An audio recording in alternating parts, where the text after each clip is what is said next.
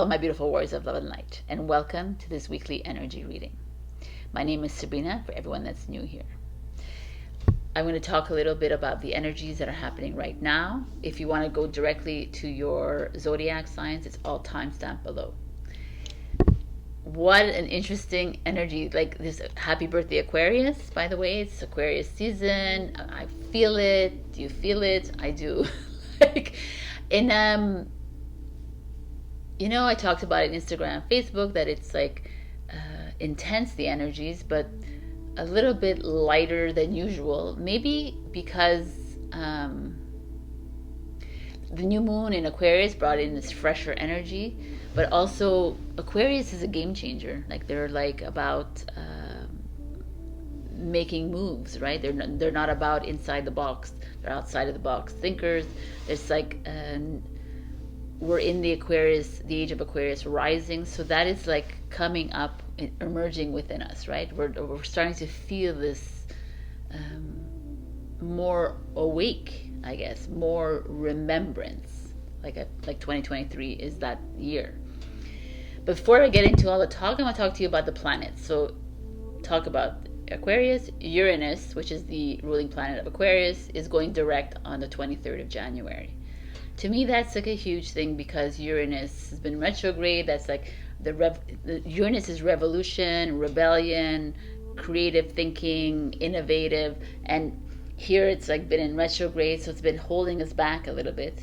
So I feel like with it going direct, it's like more uprising in the world, more social justices, I guess, more revolts, more people just opening their eyes and awakening to this new energy. It's really beautiful to me. And on the 26th of January, we have Venus entering Pisces until February 20th. Venus is our planet of love, relationships, also about money. Pisces is our sign of dreamy, idealist. It's also our spiritualist and our intuitive. So the fact that Venus will go into Pisces, Venus is like maybe you're new and you're single, so beware, almost like beware of falling in love with love. Right? Like the dreaminess of love kind of thing. That's the only little advice here. But it's you could also be, if you're already in a relationship, there could be some beautiful energies coming up, like more mystical and magical energies within your relationship. There's also this twin flame energy coming in, which has been coming in already, and there's this our sacred feminine and sacred masculine energies that are clicking in.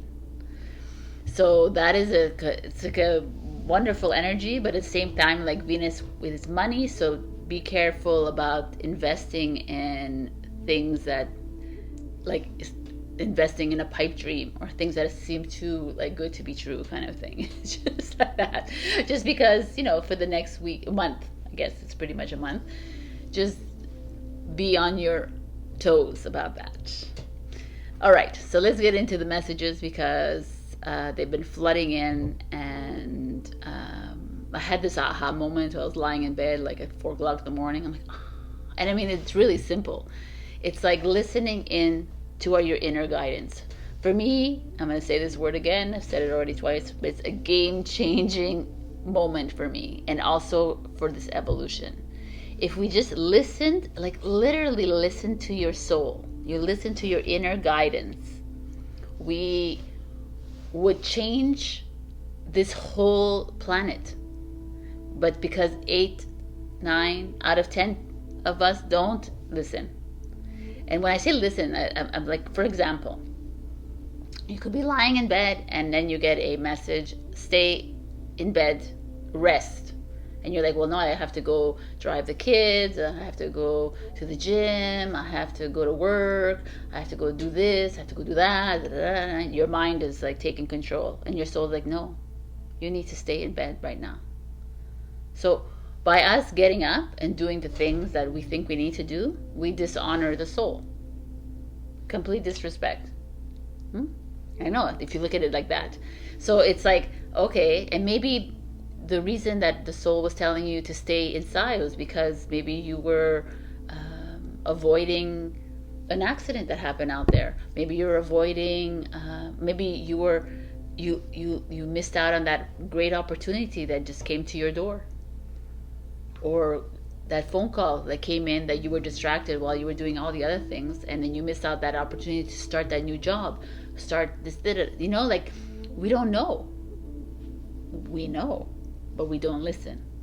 And that's that was like the, oh my God, it's so true. And if the whole world listened here instead of outside, it would completely change it, right? We would be working from a place of knowing instead of like the illusion out there. And also, like, if you think about it, maybe staying home, because I always talk about the ripple effect into the universe, into the collective. Maybe staying home created a beautiful ripple effect for the whole world. Maybe staying home helped a fellow starseed on their journey in Afghanistan or in Australia. You know, like, we're not in that level of knowing, but we need to get there. And for me, that's why I'm trying really, really hard to listen as much as I can, because at the end of the day, I think, oh my God, like, all of this outside is just a dream. Just a dream. That's another, like, moment for you to, when you click into that, you're like, wow, man. Right? I've talked about this often. We could create our own reality, and we don't do it because we don't really believe that this is the dream or the illusion. So I watched this video. It was really interesting, and someone posted it this week. And it's this yogi, and he was talking about God and this dream, and I was like, wow. So I'm going to tell you a little bit about it. So it was a really interesting analogy, right? So, or not analogy. For me it's real. So I was like, God, the energy, has been asleep for thousands of years, right? And in his sleep, or its sleep, it's the dream. He or she or it has been dreaming, right? And we're in this dream because we're the son or the daughter or the product, the child of God. So we're in this dream, and then he's slowly waking up, arising from this dream, which is why many of us are slowly waking up. And when he wakes up, I say he, but when the energy or consciousness wakes up, that's when the time of change happens. That's when things start to, like, we move, like, for me, I was like, the analogy was like, he wakes up and he looks around and he's like, yo, people, what have you done? Yo, my beautiful light workers, what have you done? There's so much greed, there's so much power, there's so much evil, there's so much status in this world. What happened? And then, of course, the consciousness or God is not going to say, oh, we're going to stay like this. It's going to, he is going to make a change and revert it back to the beauty in the dream land that we had entered. So that's why I feel like a lot of people will forget about it. We're going to walk into this new energy, and some of us will completely obliterate, not even remember all this old energy, and walk into something new. So a lot of you might be listening to it and say, what the F is going on with Sabrina, right? Like, this is like, but I would say the same thing to you. Why the F are you actually playing in that game? Continuously playing in that energy, in that field of illusion, right? So it brings me into the illusion of fear and death, like fear, false evidence appearing real. It's just like, it's programmed in our, since at birth, to fear things. So I went out with a friend of mine last night, and we were talking about I told her, like I said, for me, one of my pivotal moments was when I realized, when I stepped into the not fearing death, right? I don't fear death anymore because we don't die. So she's like, yeah, me too. I don't fear death because I know I know we're going to end up dying anyways, right? So I don't fear it. And I was like, yo, man, no. So if you believe in God, if you believe in higher consciousness, if you believe in the source, if you believe in the divine, then you must believe that the soul is eternal. So eternal to me means forever. So the fact there's no death. There's a death of a physical vessel, which this is, but we do not die. We're always light. We're always, the soul lives on forever and forever, forever and ever, and we don't listen to it. And that is all of this coming together, right? So it's this whole clicking in business of like, oh my God, right? The death has been programmed, like aging. Last week I spoke of aging, and this week is like the death has been programmed. You're going to die at this age, you're going to die, you're going to die, you're going to die, you're going to die. Cancel, clear, delete. No. I mean, your physical will, but never your soul. And your soul is the one that walks in every lifetime with a new contract. So it's like once you release yourself from that fear of dying, what else is there? Like then you won't fear anything else. Like no one has power over you. Nobody. And that's that clicking in again. You're like, okay, why am I following this rule? Why am I doing this? Right? And you're the power of the planet. You are the child of the highest consciousness. It's all an illusion, people. It's like it's hard to wrap yourselves around that, but when you start to get there, you're like, wow, man. Of course, like I say always, yes, I'm still paying my rent, right? Of course I am, because I'm honoring Earth. But I don't think about these things anymore. I don't think about, oh my God, I gotta do this, and I'm not thinking about, oh my God, I gotta pay this, and I gotta do that. I don't think about it, and it just comes in like people. And there's just a lot. Like I have a lot to talk about, but I wanted to talk about time as well. Time is programming. Like, oh my God, I can't wait for the weekend. I can't wait to go travel, and I need to go do this, and I need to go do that. And that's just programming, because if we're here forever, then we don't have to wait for the weekend. We can wait for right now. We can just do something right now and enjoy the moment right now, right? It's like I've fallen into this where I've said, oh, March 2023 is going to be a huge time for all the world, and I realized that I was limiting you guys by telling you that, and I'm limiting myself by saying that too, because every day is no time, quantum time. So that's where we're heading into when God wakes up from that dream of his, and when God wakes up from that dream of his, and we all wake up too, it'll happen in no time. And we won't even remember. Some of us won't even remember what all this was, and we'll just move into something completely new. And it's okay, because that's where we need to be.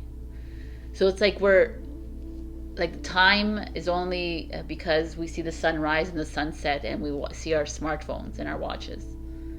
But if you spend so much time, like I wake up in the morning, I do my work, I try not to look at the time, but unfortunately it's on my computer, it's everywhere, right?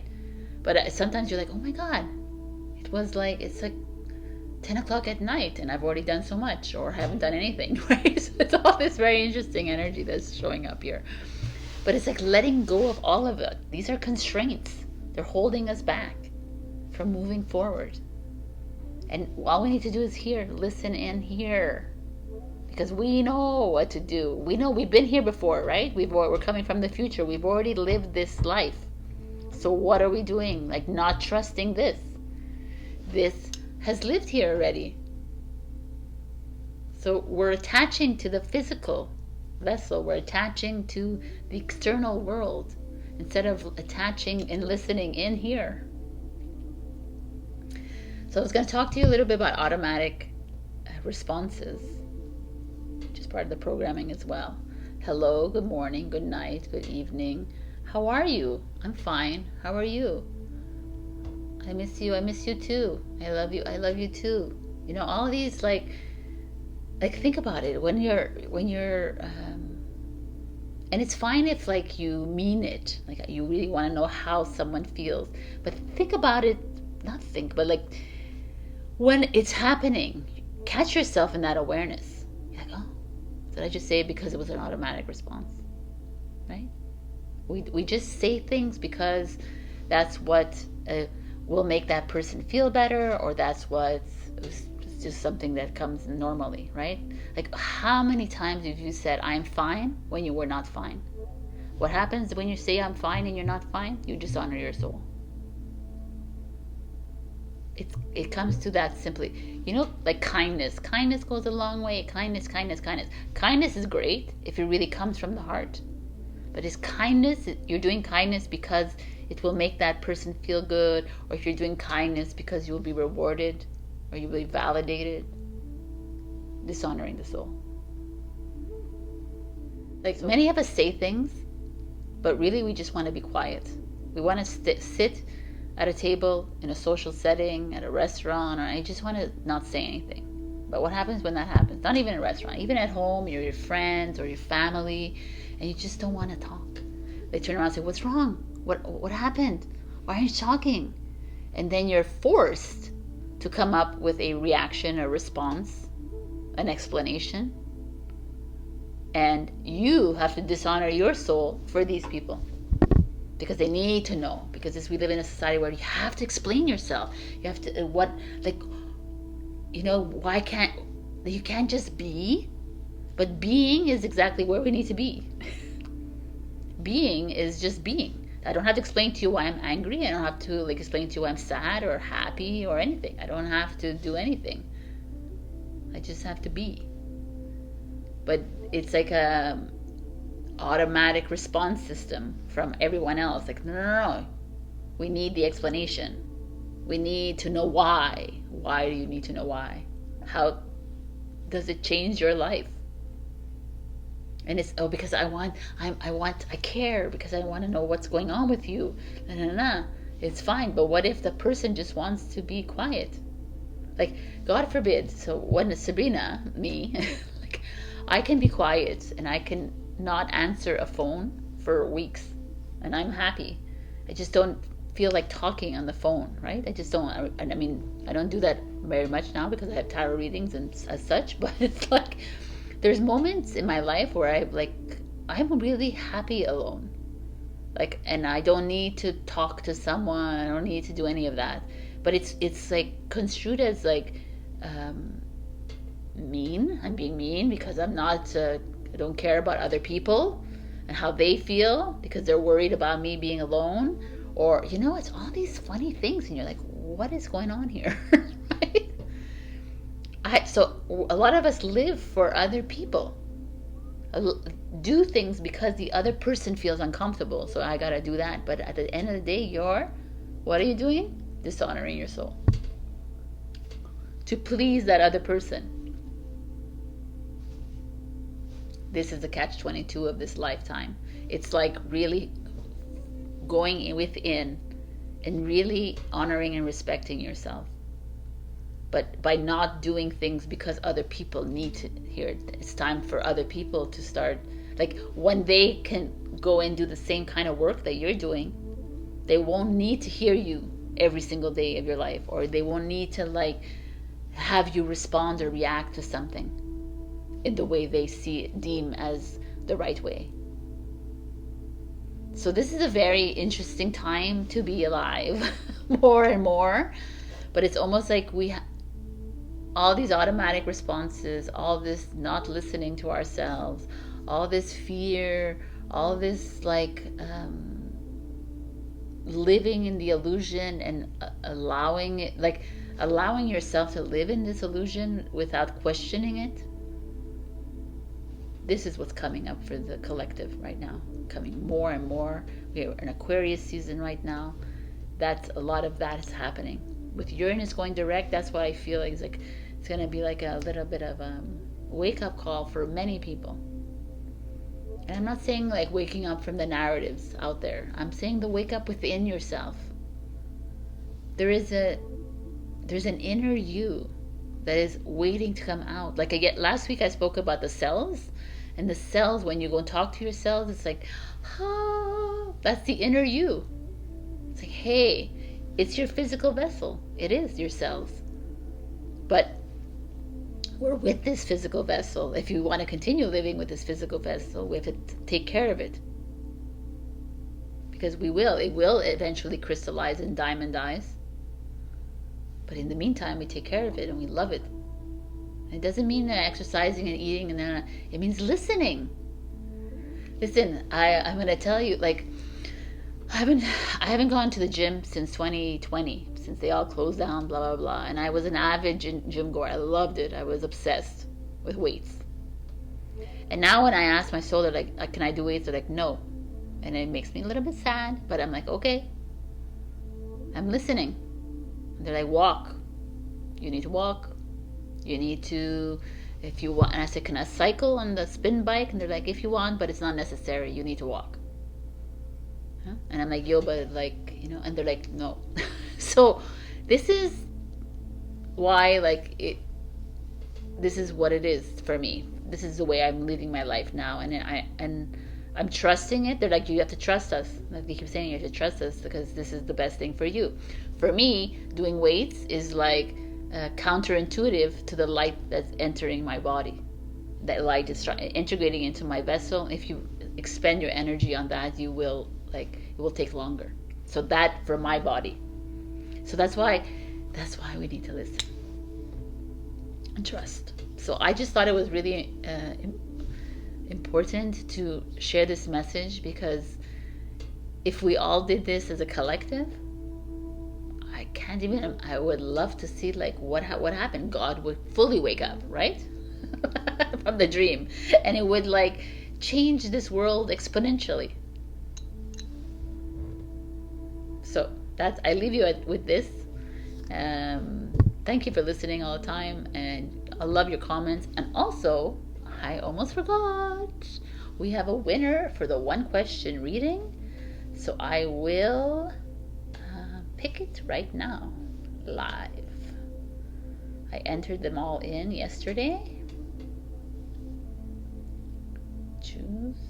Let us begin. The winner of this week is Kimberly Rinick. So Kimberly, all you need to do, you know what to do. Just send me a message, one question, and I'll get that out to you by the end of the week, next week. Cool. This is fun. All right. And yeah, so we have one question reading, and then in February, I'm going to do draws for the love reading. Of course. Following the narrative, but it's okay. It's for fun. I wanted to just see if there's anything I'm missing with all my talk here. That's it. That's it for the week. I wish you an amazing week. The energies will be brighter and lighter. Take advantage of them. Do what your soul tells you to do. Like, try that. Even if like you're afraid to try that in the week, try it on the weekend. When you're lying in bed, ask your soul. And how do you know the difference between your soul and your ego? Your ego will give you the big explanation, and your soul will say this and that. Do I get up? Like, like I always said, like the soul answers yes, no, and maybe, or neutral kind of thing. And the soul will give you the whole thing. But the soul can also say like, rest, get up, do this, like very monosyllabic. And when you ask, it's like yes, no, like it's like do that work. Anyways, if you want. So I just think it's very, what's a word? I can't even think of words anymore. It's like magnificent. All right, I love you, and I'll see you in your readings. Bye, beautifuls, warriors of light. That's a little blooper. Okay, bye. Hello, my beautiful Aries. We got the Keeper of Secrets. Use your discernment, confide to a trusted friend, keep silent about knowledge. So I mean, it's pretty clear what this means. The Keeper of Secrets is some of you maybe divulging too much of you, of your secrets, of what's going on in your life to other people, maybe to people that are close to you, maybe people to friends, and it's like backfiring on you. Perhaps there's the people that you're talking to are not as kind as you imagine them to be, right? Like there's just that feeling here. There's feeling that you probably need to not to divulge everything to people. I don't know. There's a feeling here. Using your discernment is like going into your heart and asking yourself, is this the right person? Like, is this person will help me? Are they working with me? Kind of energy. So let's see what these cards have for you this week.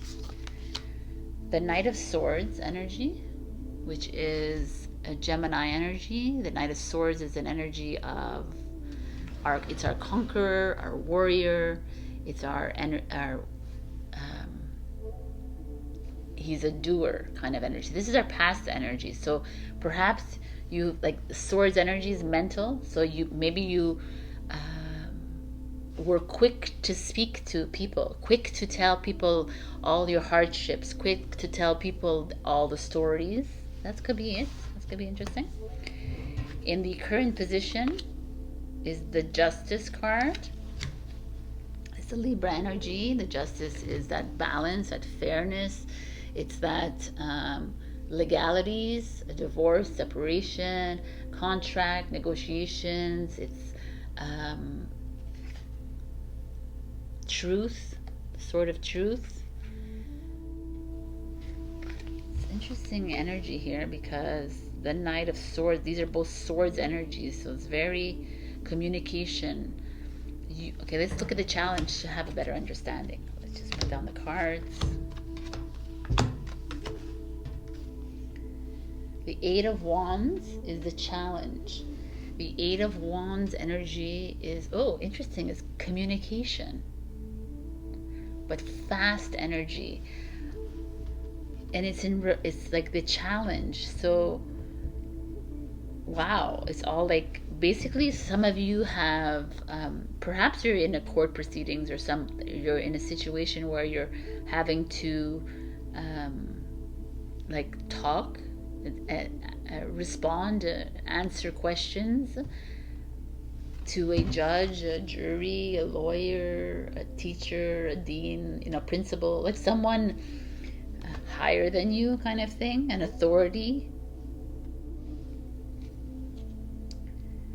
It's like, it almost feels like you have opened yourself up, you have spoken your truth, you've expressed yourself, and now it's like there's a delay in judgment, a delay in or it's like you're like uncomfortable with what has come out, what you have expressed. And at the root of it is the Three of Wands, which is an Aries energy. And I know it's very abstract, this, but the Three of Wands is like having made that decision to leave. So it almost feels like some of you had put it in your mind that you needed to leave a relationship, a job, a situation, your house, or something, like a journey, a destination.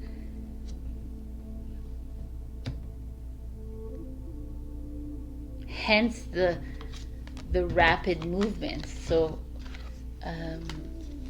you took a risk with the Knight of Swords. You took this risk and you went for it. And now some of you might be dealing with the consequences of it because they're like, no, you're not going that fast. No, you can't leave this. You can't do this because we're going to make it a little bit more difficult for you to make this move, to make this change in your life. Very interesting energies here, Aries. I mean, obviously not every Aries, but there is like some form of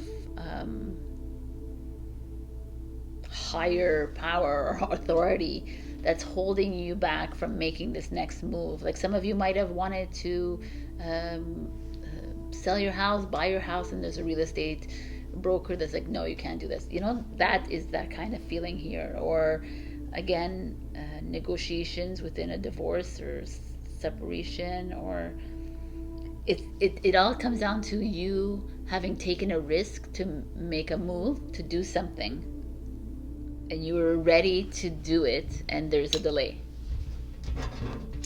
So what's coming is the Princess of Pentacles, which is the Page of Pentacles. And the Page of Pentacles is Taurus, Virgo, Capricorn. And Pentacles is money, it's finances, and she's here with this pentacle in her hand. It's like a new opportunities coming up for you, a financial opportunity, a new business, a new way of organizing yourself, a new way of administering yourself, kind of thing. There's like this, the judgment has been laid, but now you're like, okay, I'm going to reorganize my life.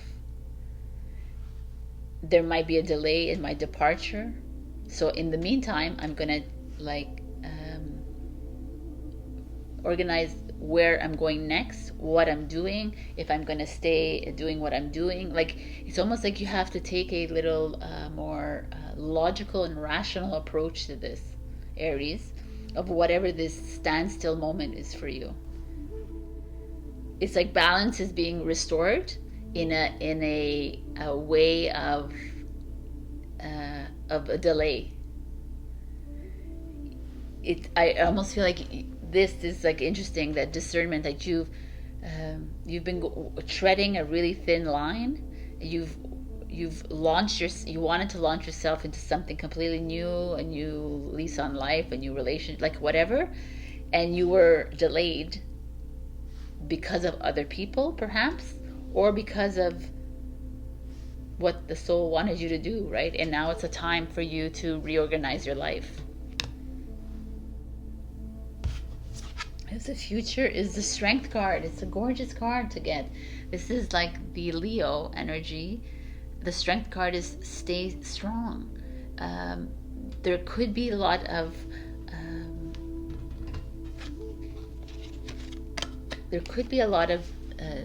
intentional delays on someone's part. There could be someone holding you back from making this risky decision that you made. That's someone holding you back from your life. But the Strength card is like, you need to stick to your guts? No, to your guns. Like, stick to what it is that you want to do and continue doing that, my beautiful Aries. You went in blazing with this Knight of Swords energy. You were ready to change the way you live, change the way you love, change the way everything, and you kind of got held back by whatever. This could be this authority, or held back by someone in your life, or held back by the one and only, because now is the time for you to take a step back and really look at your life and make those changes that you need to make for your life, not for everyone else's. And the Strength is that card.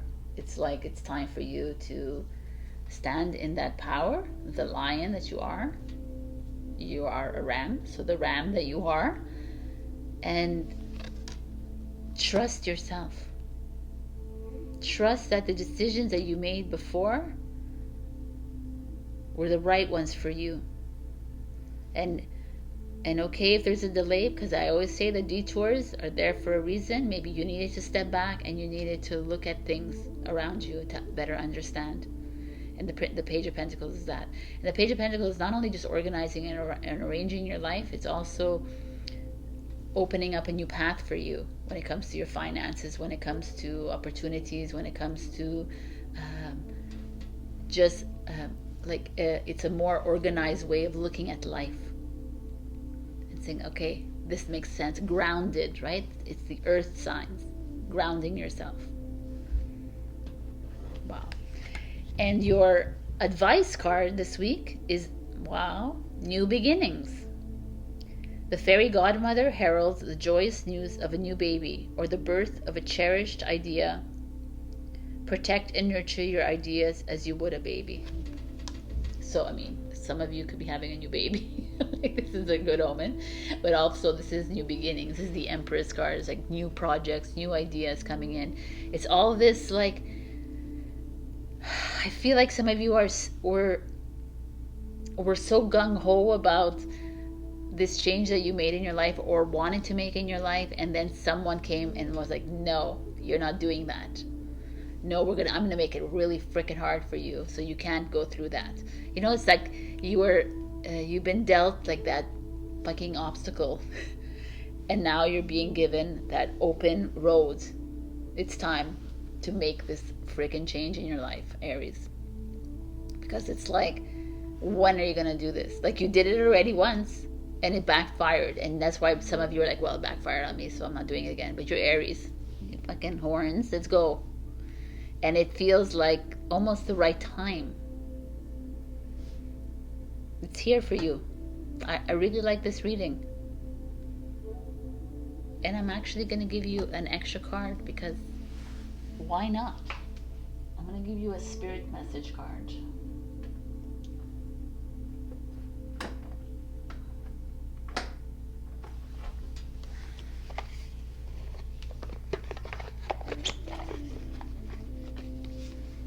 So one last card for my beautiful Aries from the spirit messages. All right, clear as day. Sorry about that. Put that over here. Reach out. We know you're reaching out right now for help due to a current situation. Support is as much about the physical act of accepting help where offered as it is about the emotional benefits and learning that it's truly okay to accept support however it's presented to you. I mean, this is a really beautiful energy, especially here. This is asking you to be discerning, and because you've reached out to probably the wrong people, but this is like, still you need help. Still you need encouragement. Still you need support. Reach out to us, the ones that are here to help you through this. You are not alone. When you're starting this new beginning, this is it for you. I really love this energy for you, Aries. It's time to start fresh again in this Aquarius season. All right, Aries, I love you so, so much. Check your rising and your moon. And I just learned something that the rising is really important actually for you. So like, check that rising if you know it. If you don't know it, you can go to cafeastrology.com. All right, so leave a comment below and I will add you into the one question giveaway reading every week at the end for January. I love you so, so much. Have a beautiful week. Bye. Hello, my beautiful Taurus. We got Catch Me. Trust, surrender, leap of faith into the unknown. So Catch Me is a card of, it's like the Fool card to me, right? Moving into something new, but is it really new? That's the question. Is it something that you've been thinking about for the longest time, for years or months or weeks or eons, and you've never really jumped? You've never gone for it because everybody else around you is like, no, it's too risky. No, you can't do it. No, what about me? What about them? You know, like that kind of energy is showing up here, and it's like, catch me. Catch me if you can, kind of thing. It's like, I'm going to change this job. I'm going to move into this new career without you freaking telling me what I need to do. I'm going to completely change my place of residence. It's it's an I card. I'm finally doing what I need to do. I really like this energy. Fucking powerful. So we're going to see where it is in your past energy. The Two of Pentacles. How very appropriate. The Two of Pentacles, first of all, is a Capricorn energy, so it's Earth. And the Two of Pentacles is making a decision. Like, should I take this job? Should I just stay where I am? Should I live in that exciting, magical place. Should I just live where I am? Or should I, it's that seesaw energy. And now it's time to make that decision and go through that portal. But this is where you're at in the past. So you've been, and because it's in the past energy, to me it feels like it's been something that you've been thinking about for the longest time. It all makes sense. I love it. In the current position is the Sun card. The Sun card is a Leo energy. The Sun card is all about your light, shining your light. It's like moving into look, they're completely elated and having fun. It could be two people. It could be with your partner. It could be with friends. It could be with alone. The Sun doesn't need to be. It's the self card anyways. It's the I am card. The Sun is like validation, recognition, but moving into the thing that you want to do with freaking fervor and light. Like really move, like you were and now this, like, catch me if you can. The Sun is that. The Sun is us. Is our vibration, our frequency. It's like moving into, wow. So a lot of you might have already made this decision, or like very, very close at the precipice of making this decision, because the Sun is a 19, right? 1 + 9 is 10, new beginning. So the challenge is here. Let's see the challenge. The challenge is the 8 of Cups. Oh my God. The challenge is the 8 of Cups. So for those of you new to the tarot, the 8 of Cups is that energy of moving away from something, like walking away from something, because it could be in 8 cups. You see them, they're all filled. It could be something that is perceived by everybody else as being amazing and great and lucrative, and like you're doing well at it, but you're like, no, I gotta go. I gotta make a change. But it's your challenge, so you haven't made this change. Just right here in the cards. So, and even if you have made this change, you're like questioning yourself, you're doubting yourself, you're heavily criticizing yourself for like, oh, what do I do? And meanwhile, this shiny Sun inside you is like, go, what are you doing, Taurus? And here it's like, but what if I did I made a mistake, that kind of energy showing up right here, right now. I mean, it's understandable, Taurus. Oh my God. The root energy is the Hierophant. Who is the Hierophant? You're the Hierophant. Right, little technical difficulty with my light thing. That was hilarious. All right, so let's get back to the Hierophant. So the Hierophant is the Bishop card in the Rider-Waite Tarot, the original tarot deck. And the Hierophant is usually a teacher or an educator, but it's also a traditionalist, a sticking to the old ways kind of thing.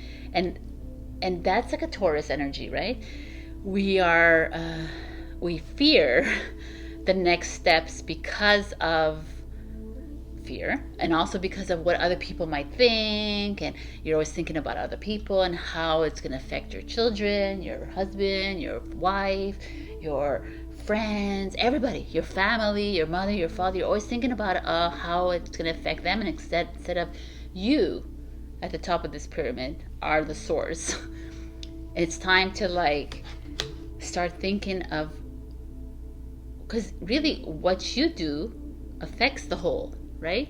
So if you stay and stagnate, and you stagnatize, that's a word, if you like remain stagnant, you're also affecting the whole. You're rippling out some like fears and worries and anxieties out into the collective. So it's your duty to make this change. What's coming? Oh, interesting. The Chariot in reverse. So the Chariot, as you see, she's flying high, getting the F out of Dodge. The Chariot is like moving, traveling, doing it, but what's coming is a delay in that. So get ready for the delay to happen, and don't like begrudge yourself for this delay. Obviously you're being asked to make this move, and you're having a delay that's appearing here. So maybe in the past, like, you've been so wishy-washy about how to take this new path, or how to do this and that's why it's like not as quick as we wanted it to, because it's almost like we're like, you're in your head, and you're allowing the fears to like trickle through, hence the movement is not as quickly as you expected it to be. That is some interesting reading here. That's why I said they were all intense. Okay. Wow. The Three of Wands in reverse.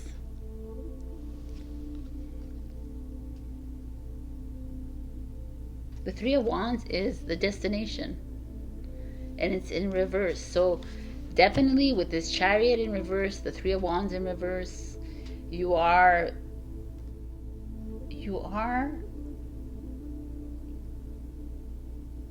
like, it's so interesting. I'm sorry, I have to think about this, because like what's happening here is that some of you have made that move. You jumped into that new beginning, or that new path. Oh, that makes sense. So a lot of you have done this move, or are thinking about it, and you're very clear on making the next move. But then this Eight of Cups in as a challenge shows up. It's like, and then as soon as you made that move, you're like, oof, oh no, I'm thinking, doubtful, I don't know, maybe it's not right, you know, the same old Taurus thing over and over in your head. And because of that, you've changed your path again. Some of you, not every single one of you. Like, it's like there will be a delay because you questioned, you doubted, you hesitated. And so perhaps that move that the soul is bringing you to, and then you like question your soul. The soul's like, okay, well, we're going to give you a little lesson. We're going to give you a little detour. Wow. Oh my God. I didn't expect this at all. This is kind of amazing, actually. And it's like that root of the Hierophant showing up, which kind of, I love it, because it's that being stubborn. You know, we're so known to be stubborn, being stubborn and saying, no, I'm going to stick to this. And even though you know at a soul level that it's not really what you need to be doing. And that's you getting over this right now. Because the sun showing up in the present is like, it's shiny, it's bright, it's showing you exactly where you need to be. Stop listening to the ego, the lower ego, and start making the moves, and stop doubting yourself. Because every time you doubt yourself, you will be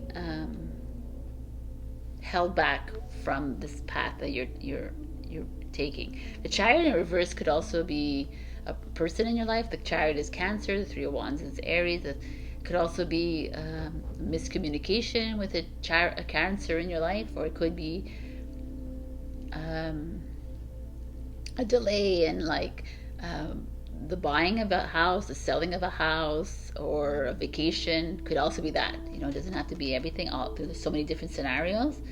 Could also be that you and then the vacation is not going to work out anymore because you waited too long, kind of thing. That's that feeling I'm getting. Like you're not going to, this week is not the time for you to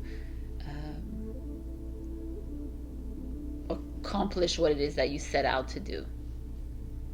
But it's not a negative way of thing. It's just like it's not the right time, and you will be shown like a detour. Wow, what is your message? Interesting. Transformation. This fairy tells you to surrender to a transformation in your life that's happening for your highest good. Embrace your transformation. The best is yet to come. I kind of like that, actually. That's exactly kind of this. There's like, you're being shown a delay. hate to say that word all the time, but an obstacle, a detour. And for the human mind, it's like, oh my God, what did I do? Why? And you start to blame and shame yourself. But really, it's just the soul guiding you onto another path of change. So embrace it, accept the delay, accept the downtime, and wait for something else to happen. But you are, like, ultimately, this card is trust and surrender to yourself, and trust what those initial, like, that little initial voice and that inner guidance is saying to you at the very beginning. It's that moment of self-doubt that keeps us moving around in other directions all the time. So this is a little wake-up call for Taurus. I kind of like it. So step outside of your comfort zone. Get ready for some detours, but they're all good for you in the long run. Huh? I like it. So, one last message for Taurus, please.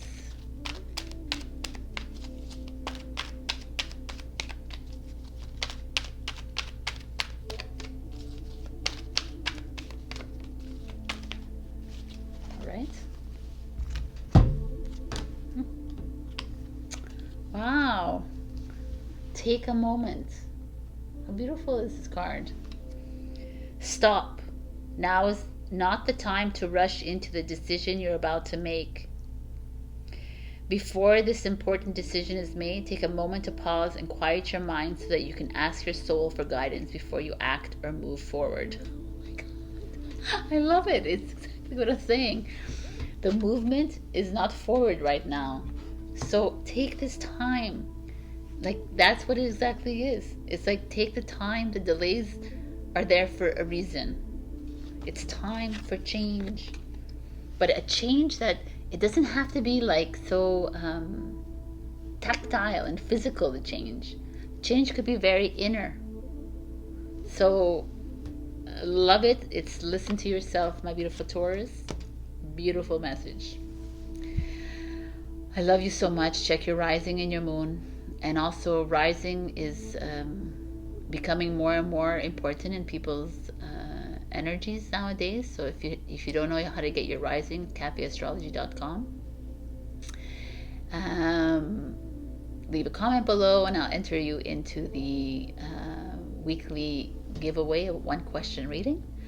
I love you so much, Taurus, and I will see you next week. And thank you so much for always leaving your comments. And like, comment, share, and subscribe too. Alright, bye. Hello, my beautiful Gemini. We got Into the Woods. I just noticed the 2911 divine number. Stranger in a strange land, new experiences, feeling uncertain, transition zone. So this kind of says it all here. This card is some of you moving into a new career, a new path, a new journey of your life. Like, some of you are moving into something that might feel uncomfortable as well, because into the woods, like when you walk into the woods, you never know what's around you. You never know if there's a scary animal or if there's a person. You never know what to expect for you in the forest or the woods. But usually the experience is really beautiful, but it's like that unknowing when you walk in, right? That could cause some discomfort, and that's what's happening right now. I feel like some of you are making a huge change in your life, huge movement away from something that has been very stable and sedentary, but like stagnant in your life, and it's time to pack up your bags or not, just move into something completely fresh, new, and uncomfortable. But uncomfortable is freaking amazing. It's where we need to be. So in your past energy, we have the 10 of Wands energy. The 10 of Wands is a Sagittarius energy. And the 10 of Wands here, usually she's carrying these like wands up a hill, and she's moving, or he, whatever, and it's like a struggle. The Ten of Wands is the end of that. It's the, like, you're tired of carrying everyone else on your shoulders. You're tired of carrying the people in your life's problems, like a lot of people projecting onto you, Gemini, which you, like, you know, that's what happens. Because you're such a forward mind that people will come to you and sponge you. But the Ten of Wands is also that energy of carrying your own shit. Like, it's enough. Like, you have a lot of worry and anxiety and stress, and you're carrying that with you. And it's almost like, what are we doing, Gemini? It's enough.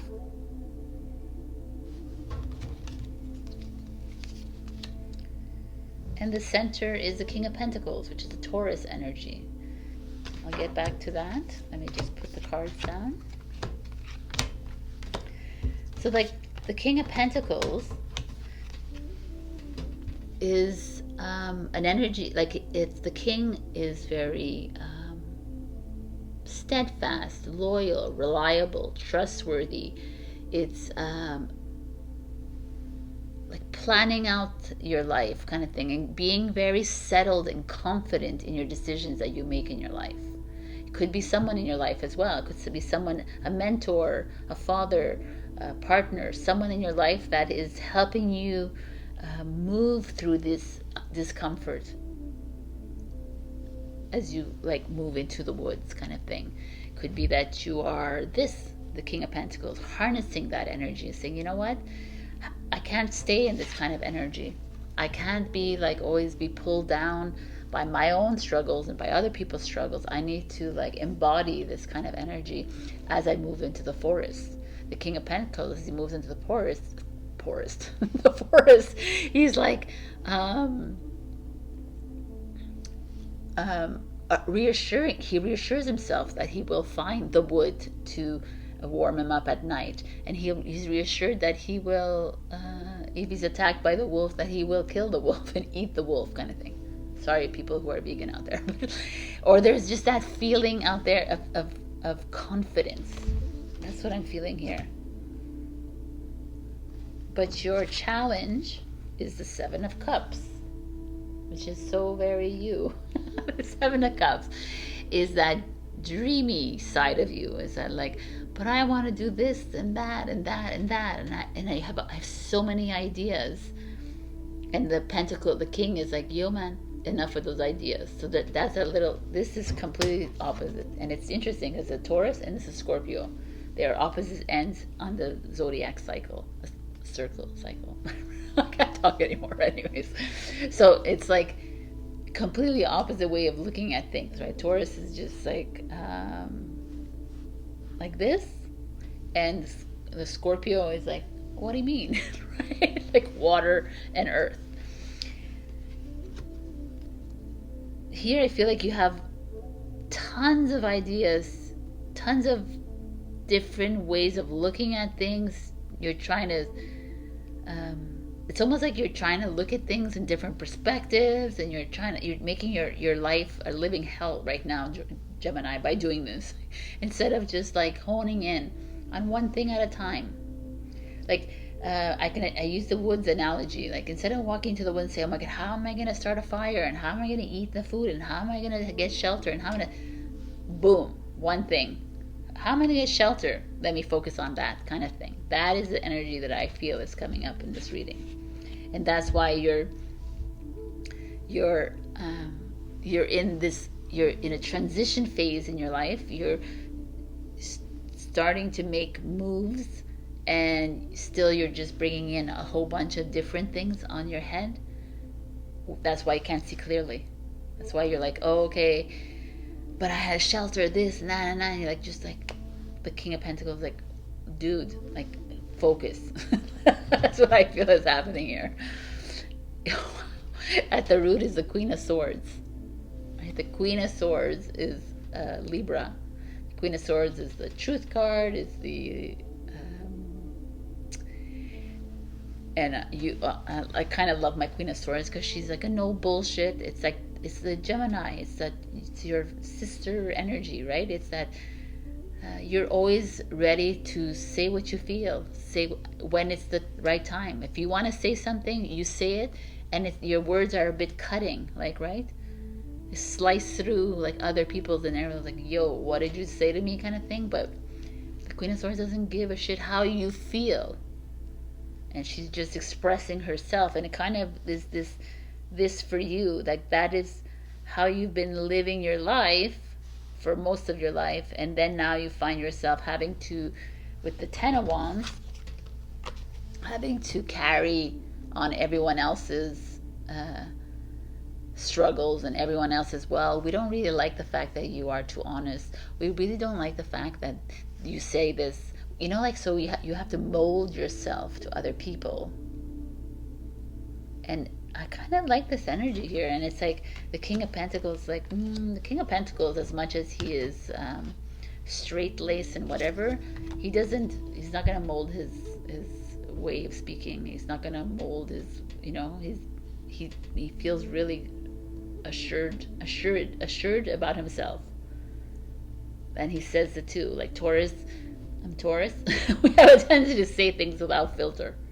So you have like two unfiltered people here that are representing you. And it's almost like what I'm seeing is like you need to start being honest again. Like you have to start talking the way you truly want to speak to people. Stop beating around the bush. Stop creating all these scenarios for yourself, saying, well, what if, and this, and that. Just do. That's the feeling I'm getting here. You won't be able to make this change if you continuously work for other people instead of work for yourself and with other people. In the sense of how do you want to work with people is to be truly authentic within your soul.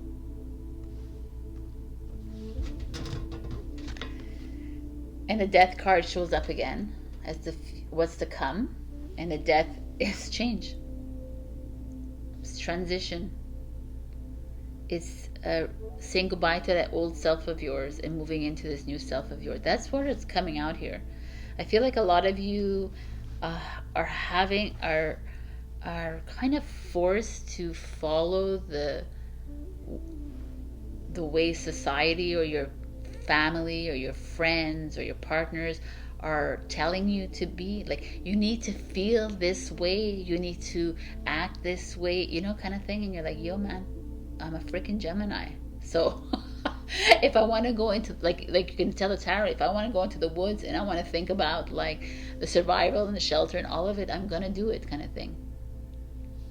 That's who you are. So like, doesn't matter what I say, but I say like, this is that for me. It's like you're gonna start doing what you need to do for you. And no, it's not a selfish thing to do things for yourself, because like I've said many times in my energy readings, it's not about it's about the whole. But if we're a reflection of the whole, then we are responsible for how we take care of ourselves. So if we're kind to ourselves and we are authentic to ourselves, then that ripples out into the whole. But if you're inauthentic, then that ripples out into the whole, and someone's gonna like hurt somebody. Someone's gonna like betray somebody because of that. That is what I'm seeing, my beautiful Geminis. Be you. It's time to say goodbye to the old, that version of yourself that keeps doing things for other people. That is not who you are. And it's such a funny thing because, you know, oh, they're so selfish, and that's like an old way of thinking, inverted matrix. Like, yeah, well, maybe that selfish person was actually doing the best thing. So we need to like take away all these what is that word?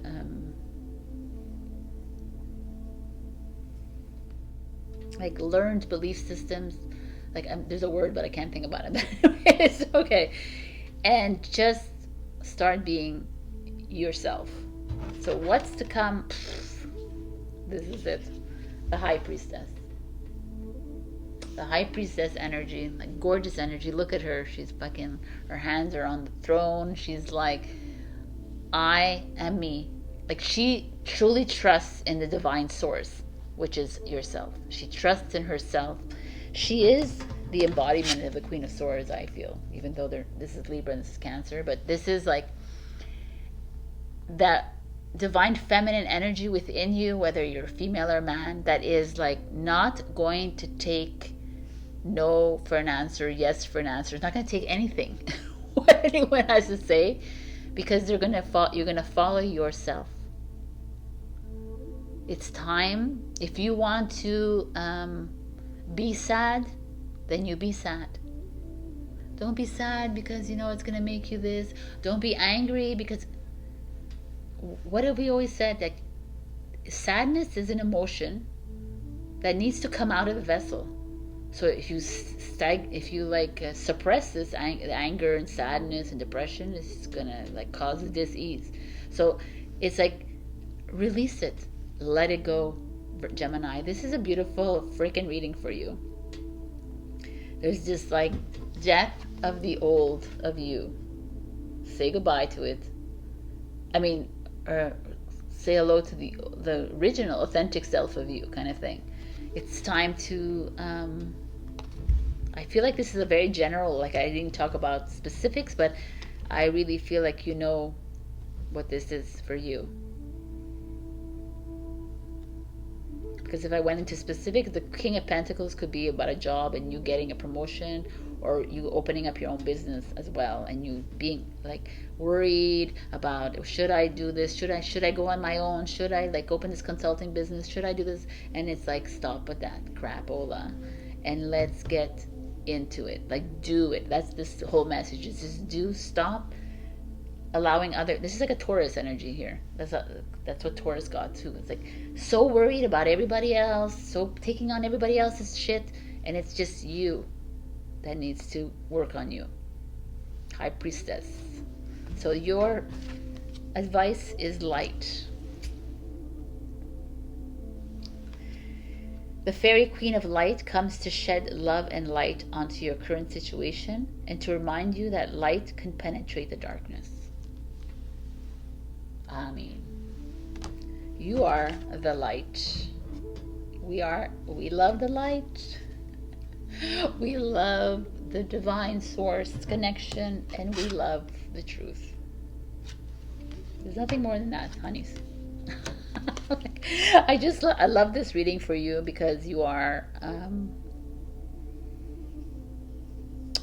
you're so steadfast in who you are, Gemini. Like, you don't usually give a shit about other people, and yet I feel like there is a little bit of an angst here, and that you do, and it's time to make that move into the woods. It's time to go into the discomfort, right? It's time to, whether it's raining or snowing or whatever, just do it. And I know there's a lot of Gemini that are holding on to something that is not making them happy. It's time to make the move. So I'm going to give you one final message.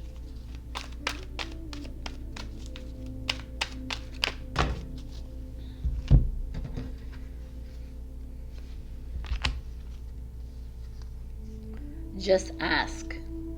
Here, I'll show you what it is, the card. There are many here in the spirit world that can assist you at this time. We are made up of the divine source, your loved ones, friends, guides, angels, and spirit helpers who are waiting to assist you. We are your spiritual team, and all you have to do is ask for our help and guidance. There are also all your loved ones, your passed on loved ones. They're also you. So this to me is probably written a long time ago, because for me I feel like all these guides and spirits is you, because we were looking outside of us and now it's time to look inside of us, and this is just ask yourself. This is a really gorgeous reading because it's like a encompassing of going back to your authentic self. All right, my beautiful Gemini, I can say these things to you because you are very open-minded. You can hear these messages right at the center of the heart. I hope you have a beautiful week. check your rising and your moon. And the rising seems to be, as these energies change, the rising is starting to become more important in your zodiac. So if you don't know how to get your rising and your moon, you can find it at cafeastrology.com. So like, comment, share, subscribe, and if you leave a comment, I'm going to enter you into a 1-question reading giveaway. I love you so much. Again, you got this. Go into that woods, have fun. Bye. Hello, my beautiful Cancer. We got her special place. Find your own safe space inside and out. I just noticed the number is 16. It's a 7, so it's like a 2023 year. But this is a beautiful card. It's like, look at her. She looks so serene on her lily pad with her fairy wings in the air. It's like some of you this week are needing to like just take it easy, find a way to heal yourself inside, whatever that means. It could be like, it could even be like as like a matrixy to just clean out a room in your home, clean out the desk, do something that you clear some energy, some space in your place. There could also just feel like a little bit of retreat. Take time for yourself. Take time to truly love and heal yourself. I just feel like some of you might have been too much working with the outside world, too much giving to the external, giving to people in your life, and it's like a beautiful like retreat here for you. It doesn't have to be like at a spa. It could just be within your home. I love it. So in the past energy, we have the 7 of Wands. The 7 of Wands energy is a Leo energy, but the 7 of Wands energy is like having faith in yourself. Like it's kind of this energy. It's like you stepping back and like you actually seeing the rewards, seeing the truth before you seeing things materialize, and starting to see your worth again. That's really nice.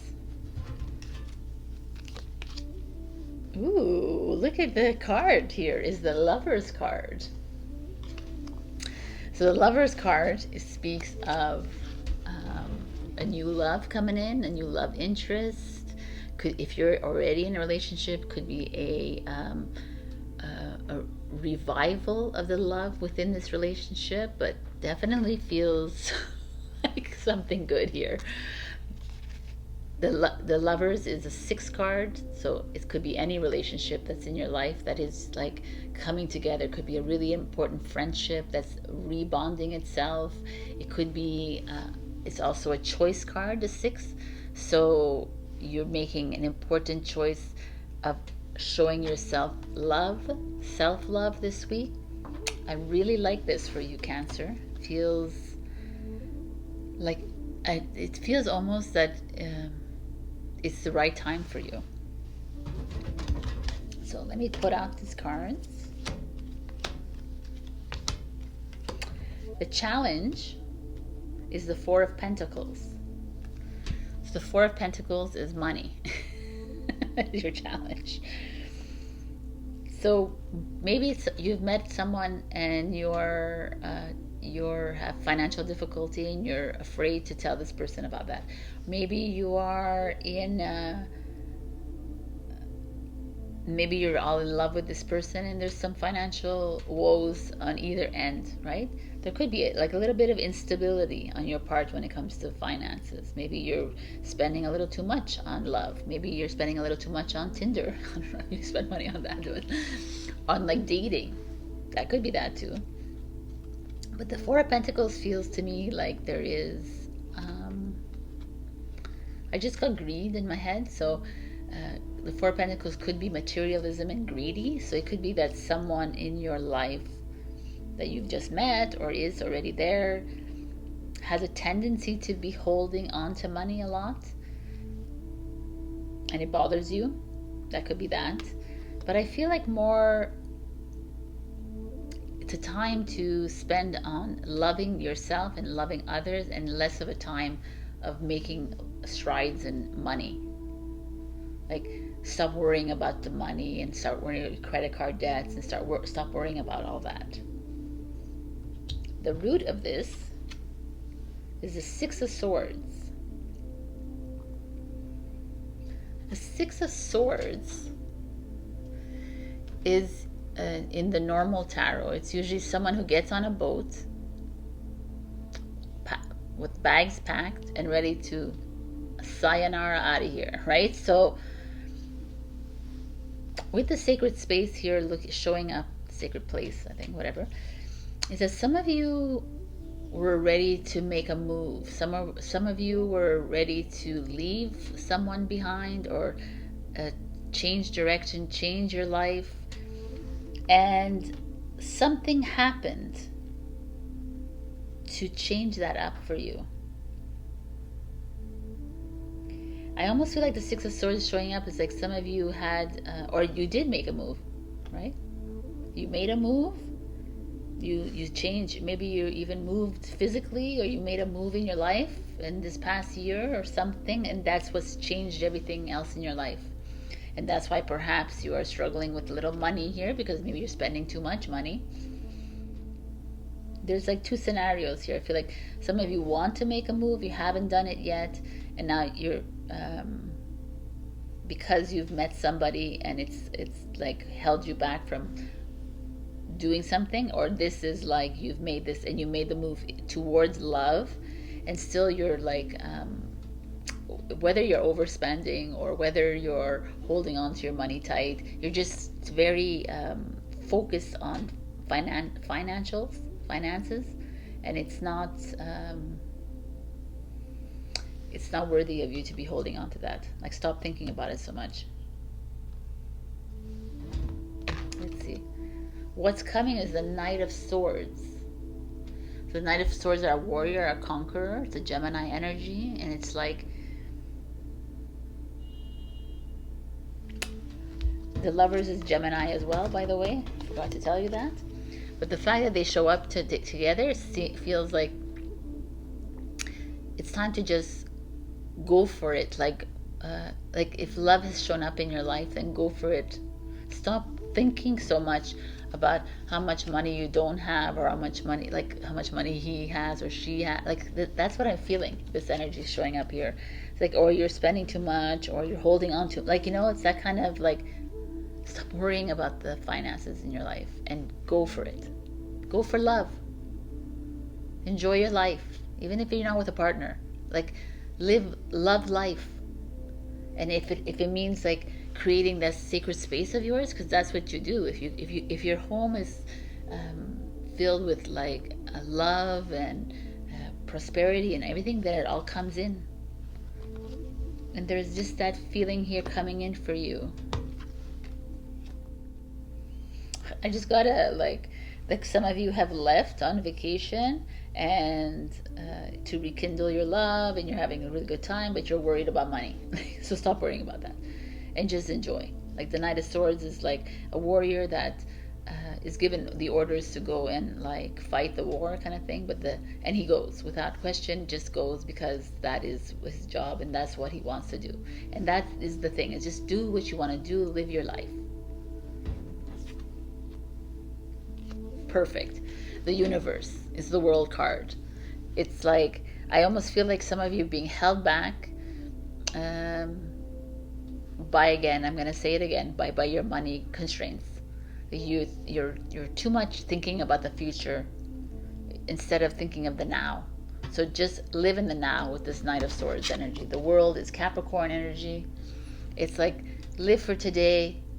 What is it you want to do? The World coming in the future means that some of you are going to be traveling again. Some of you are going to be moving, perhaps, your home. Some of you are you're at the end of a journey, starting a fresh new journey in your life. And maybe that sacred place of yours is the beginning of it. It's like decluttering your life, like getting rid of all the loose ends in your home, on your desk at your work, everywhere, in your closets. It's like this feeling of refresh. And I see it all here. It's the only obstacle you have is your worry about financial. It's your financial worries. And that needs to go out the window, right? With the Knight of Swords, we'll take it for you. Because for me, I see something completely changing in your life. And I just feel that it's not even a massive transition. It could be just a comfortable one, but you are moving into this new space of your life. And it's full of love, and it's like, but it almost has to happen quick. The Six of Swords is Aquarius energy. It has to happen. You have to stop being in your head about this and just go with the flow. So your final advice is come together. Fairies like to be busy, and a group of them is showing you that many hands make light work. I should get my glasses, but working as a team helps get the job done.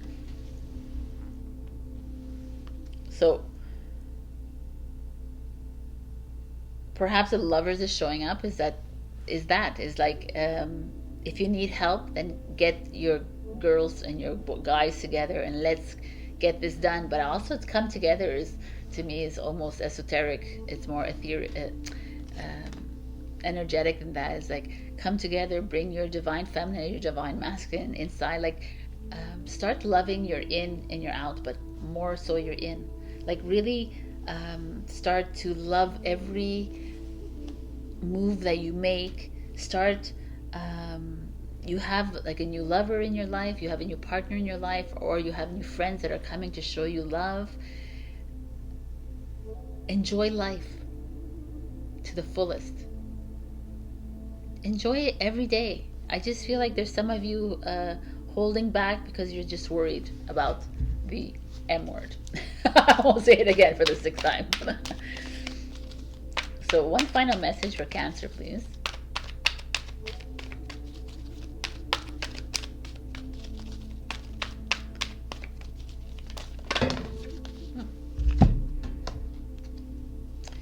Stand your ground. Standing your ground is an empowering, confidence-building action to take from time to time. Now is the moment when you need to stand your ground. You know you can do it, and you know that by doing so, you will be the victor. So, what does that mean for you? I don't know what that means for you, but these cards look beautiful together. Stand your ground is like, if you need to heal yourself, then heal yourself. If you need to take the time away from people, do so. If you need to heal yourself with your partner and your lover and your friends, do so too. Like, but just do it for you, and stop worrying so much about the external world, and start worrying so much about and start taking care of you. Like, I feel like there's a new journey happening here for you, Cancer. I feel like you making the moves and continue making those moves that are benefiting you. Like I said in Gemini, I believe, whenever you do something for you, it ripples into the universe, into the collective, and the collective benefits from that. We keep forgetting about that. So let's do that for ourselves and for yourselves. So this is a beautiful message coming here for you. Something new is coming. Like, whether it could be just a simple travel, like a destination, or just even like a big move that you're making, but it's being done because of you. All right, my beautiful Cancer, that's what I have for you this week. Check your rising and your moon for other messages. Like, comment, share, subscribe, and add a comment below, and I will add you to the 1 question giveaway every week. Love you. Bye. Hello, my beautiful Leo. We got scared to fly. The right moment, sensing out the right timing. Your number is 18. 9 is the end of a journey. So scared to fly is this fairy that's like holding on dearly to these branches and not yet ready to fly the coop. So why are we scared to fly, Leo, is the question. This is not a scary card, by the way, and by all means. It's this card of you already having an idea of what you want to do in your life, whether it's a career, whether it's a relationship, whether it's family, whatever it is, and you wanting to make that move, and you've been wanting to make that move for the longest time, and perhaps some of you have made the move but still are holding on, kind of thing. And there's this like fear within you that you don't want to do it because of someone else, because of hurting somebody's feelings, because and it's time to release yourself from that. It's the right the moment is now, right? The right moment is now. There's never going to be a right moment. Like, the only moment is now. Like, that's all we can say, right? Let's see, right? So, in your past energy, we have the Knight of Wands, which is a Sagittarius energy. The Knight of Wands is many different things, right? The Knight of Wands is this energy of like of a guy, a boy or a girl in your life that come in and you had a casual affair with them. Very spontaneous, very loving, creative energy, always ready to jump into something new. So maybe this is something that you've always been. You have that part of you, which you do, Leo. You have this part of you. Sagittarius is your brother sign. So it's like this feeling of you like going back and saying, oh my God, I always used to do this. I used to be impetuous, impulsive, and I used to just jump into things. This was you showing up here like, yeah, you did. You used to do things without thinking sometimes. And now you're too much holding on and thinking of the worst. Thinking of what can you do and how can you do. Instead of just going for it. And in the current position is the Six of Pentacles. So the Six of Pentacles is money, right? It's stability, it's grounding. It's also this energy. The Six is choice, money coming in, money going out. It doesn't feel like a money going out card. It feels like money is starting to come in for you. So maybe some of you did jump into something, and you are and it's like it's being lucrative. It's like lucrative for you. It's profitable. It was a wise choice kind of thing. It feels like that. So we'll see what this card means over here. The challenge is the Four of Cups. Well, you have two future cards.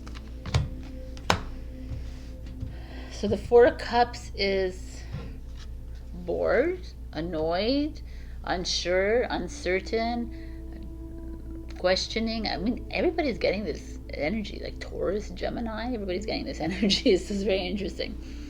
It's like your concern is money. And I almost feel like some of you made a jump, made a change in your life, and now you're like, I'm not sure if I really like it. Wow, Leo, what's going on with you? Let's see what the root of this is. This Eight of Swords. Fear, anxiety, stress, worry. So some of you are like, wow, Leo. I feel the scare and the fear here inside you. I feel like you're wanting to make a move. You're like, that old part of you is almost a distance, and you're some of you are really wanting to make this move. Maybe you're worried about money, like Cancer is as well. Like, everybody's so similar. And the Four of Cups is you, it's almost like you're comfortable in your discomfort. You're comfortable being upset, being angry, being sad, being depressed, seeing no light. You know, you're almost comfortable in it because sometimes it's more comfortable being blindfolded and being in the dark, right? You don't have to deal with the light. But the light is uncomfortable. Right? And that's what people don't understand. It's like, the dark is very comfortable because it makes you feel like safe and secure. But that's not where we need to be, Leo. You need not safe at this moment in time. There's this energy here that's asking you to be bold like you used to be. It's time to unclench yourself from this safety. The Six of Pentacles, the Taurus energy. It's like safety. What's coming for you is the King of Swords. Not safe. Right? The King of Swords is Aquarius energy. It's like brash and brazen and very, I don't give a flying F about you. I'm making this decision. If you don't like it, if you don't feel comfortable with it, that's too bad. That's the King of Swords energy. That makes so much sense here. Here you're holding on so tightly to what was, or what is. Not what was, because what was for you, Leo, is someone who is like this, fierce, that just jumps into things. And here in the present moment, you're finding yourself unable to like make headway. You're drowning in your own created misery and angst. And the Aquarius energy is like, yo, like, it's time to pick up that sword, plant it in the ground, and start being you again. Be that fierce warrior that you are. It's time to go. Do. Say. You know what I'm saying? You know what I'm saying? Right. Oh, fuck. The future is so funny because when I got this, I got this card and I'm like, no man, they need to get another one. And this one showed up and I was like, what is the deal? So I want to show you this. Don't get like crazy about it, but the Nine of Swords is the future card. The Nine of Swords is the angst, the stress, it's like insomnia, like, but it's also putting a lot of pressure on yourself to do for other people. It's also pleasing other people all the time. So you're almost, it's a never-ending circle here. You're always trying to better yourself, but by lowering yourself to help to look good in other people's eyes, or to, I don't know what's going on here with you guys, because the Ten of Cups is like, the Ten of Cups in reverse. Ten of Cups is the happiest card in the deck, and in reverse is maybe asking you that you need to go out and reach out to those friends and family for support and encouragement. But it also could be like you're putting pressure on yourself as well with the friends and family. Like you're trying to make things happy and joyful for everyone else around you, and you're suffering in the silence, and you're suffering in the interim. I feel like you are at a precipice point right now, Leo, and it's time for this change because you are too comfortable in this tumultuous energy. Like you're almost finding comfort in this, and it's not who you are. And it's time to make that change. It's time to you to step into that glory of you, who you are, and regardless of how people see you, what they think of you, who cares? You need to make a change in that job of yours, then do it. You need to make a change in where you live, do that. You need to make, you know what I'm saying? It's all these, you're holding on to like a little, it's like a little branch, by the way. It's like easily breakable. It's time to fly. It's like you're creating your own misery. And meanwhile, you are this Knight of Wands. You are fearless. You're brave. The Knight of Wands, is the knight that gets the order to go fight in the war, and he goes, but he makes he's a show off. He's like, like, hello, I'm here. I'm gonna help everyone. That's Leo. Where's that Leo? I'm going to help everyone, but I have to help myself first, right? He's a me, myself, and I as well. And everybody, like I said in, I don't know what other reading I said it, but, oh, you're selfish, me, myself, is, nah, that's not the way we work. Well, no, we don't, because we work. But if you take care of yourself, then how you take care of yourself ripples into the collective. So if you take care of yourself, and it's a good thing, then everyone else will benefit from that. So that's where we're at right now, Leo, and that's where you're at. I feel like a little bit too much of you are helping your friends and family a little bit too much. It's time to start working on you, because you are you're guarding yourself from the greatness that you are, and all for the love of money. The Six of Pentacles, that's what it is. all for the love of stability and security and money and abundance, and it's far greater than that, right? Because that is already yours. So it's time to fly. And trust yourself, because here you don't. With this Nine of Swords and Ten of Cups in reverse, you don't trust. You don't think that you can get through this. You feel like there's no end to this. That there's a black light at the end of the 10 instead of a white light. There's like you're weighing yourself heavy with other people's expectations, and it's time to sleep again, right? And it's time to reach out for help. It's not a bad thing to reach out for help, by the way. It's a good thing. It's like we're all here to help each other out. We can't do this alone. So your advice is flourish. The lotus flower fairy tells you to learn from experience and shed your inner light on any unclear areas of your life or those of others. Oh, man. It's amazing.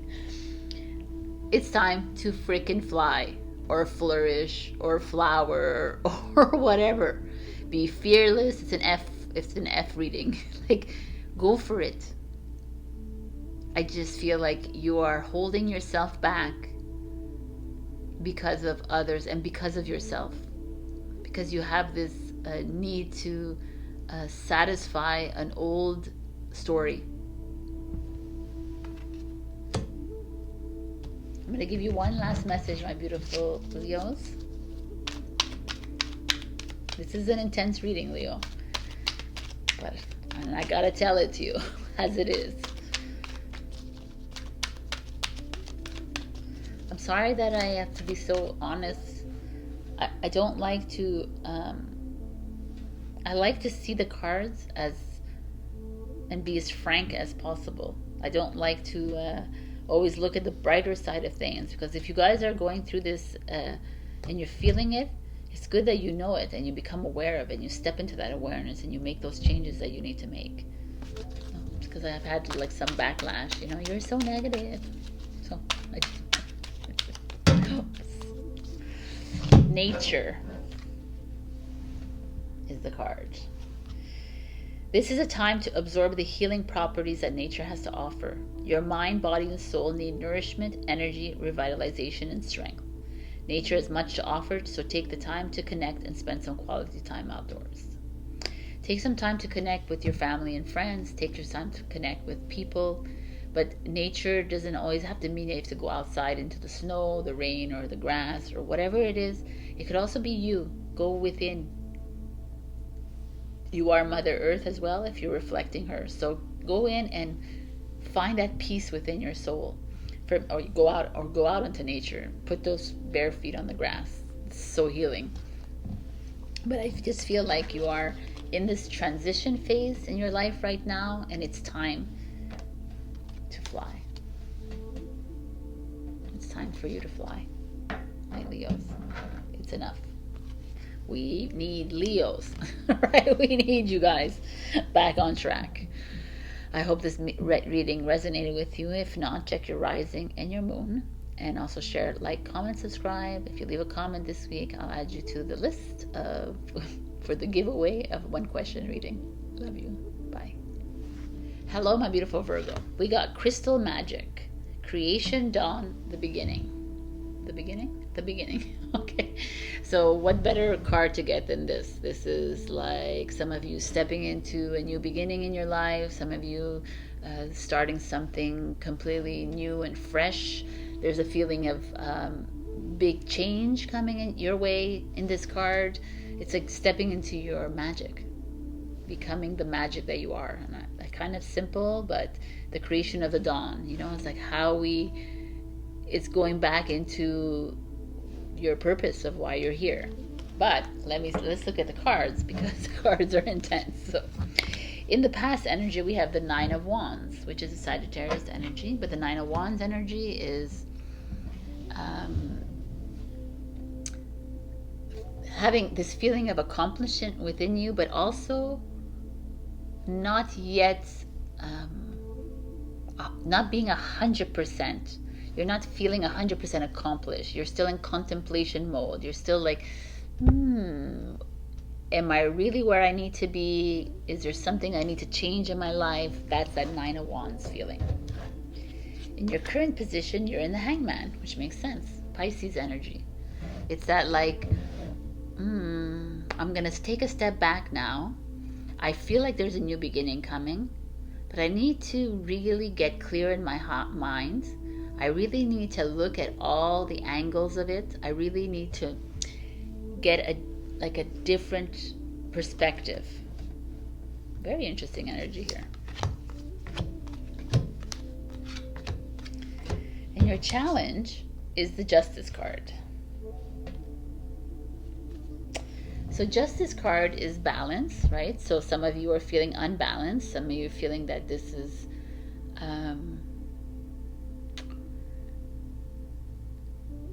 like here it's like this so magical and beginning, and there's a part of you that is either going through like a separation, divorce, you're going through court proceedings, you're dealing with some contractual things with like buying of a house, selling of a house.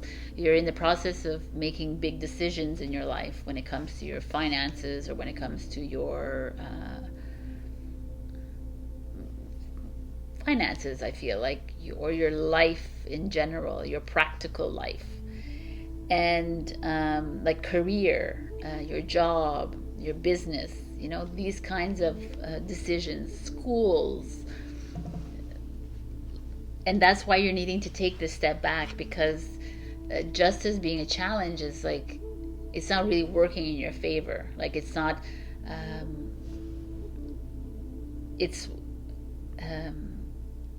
there's something coming up against you that is making you step back and say, okay, why is this happening to me right now? And what do I need to be paying attention to? What is the lesson? And where do I need to, what path do I need to take? Let's see the root of this, because it'll, the Tower card. So the Tower card is exactly that. Something has happened to you. So either some of you have like lost a job, or maybe you got a promotion at a job and you don't want to stay at that job anymore, or some of you like your business is not doing as well as you had imagined, or someone has cheated on you, lied to you, you know, like some massive drastic moves that have happened in your life. Someone has left you, so you've left somebody, there's like a disagreements with friends and family. There's something massive. Actually, the Tower has to be something big to show up in your life for you to take a step back and say, what the F is going on here? And the Justice is showing you that imbalance. It's showing you, you need to deal with this. If this Tower card has shown up in your face, is because you haven't like come up, you haven't like, what is the word I'm looking like? You haven't faced the conflict that keeps showing up in your life all the time. It's like you keep not working at it. Or it could also be like, again, you're in a court battle with someone, and it's making you look at things differently. It's making you question your life, question your decisions that you've made in your life, making you like, the Hangman is clear. It's like, it's time to take that, to clear everything off your plate almost, and start from fresh again. How would you start from fresh again, Virgo? And start from there. Let's make it all new again. Like we are doing now. We're moving into a new energy. Let's make it all new again. And that is what is being asked, I feel, from you guys. There's some of you like not feeling stable at this very moment in time. And it's okay. And the instability is there for a reason. It's because you're not in the right place.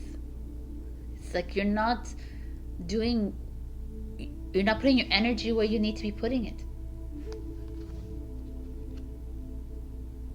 This could be just one area of your life. It doesn't have to be the whole life, right? It could just be something that is like is requiring you to take your step back. Because what's coming is the King of Pentacles. The King of Pentacles could be a man in your life or a woman in your life. That's masculine energy. Could be a mentor, going to a financial advisor, figuring out how to like set up your money, your finances. Could be you meeting someone that is more stable and grounded. Although Virgo, you're that, and King is Taurus. That's why. Or it could be talking to a mentor or your advisor or someone. I just feel like there is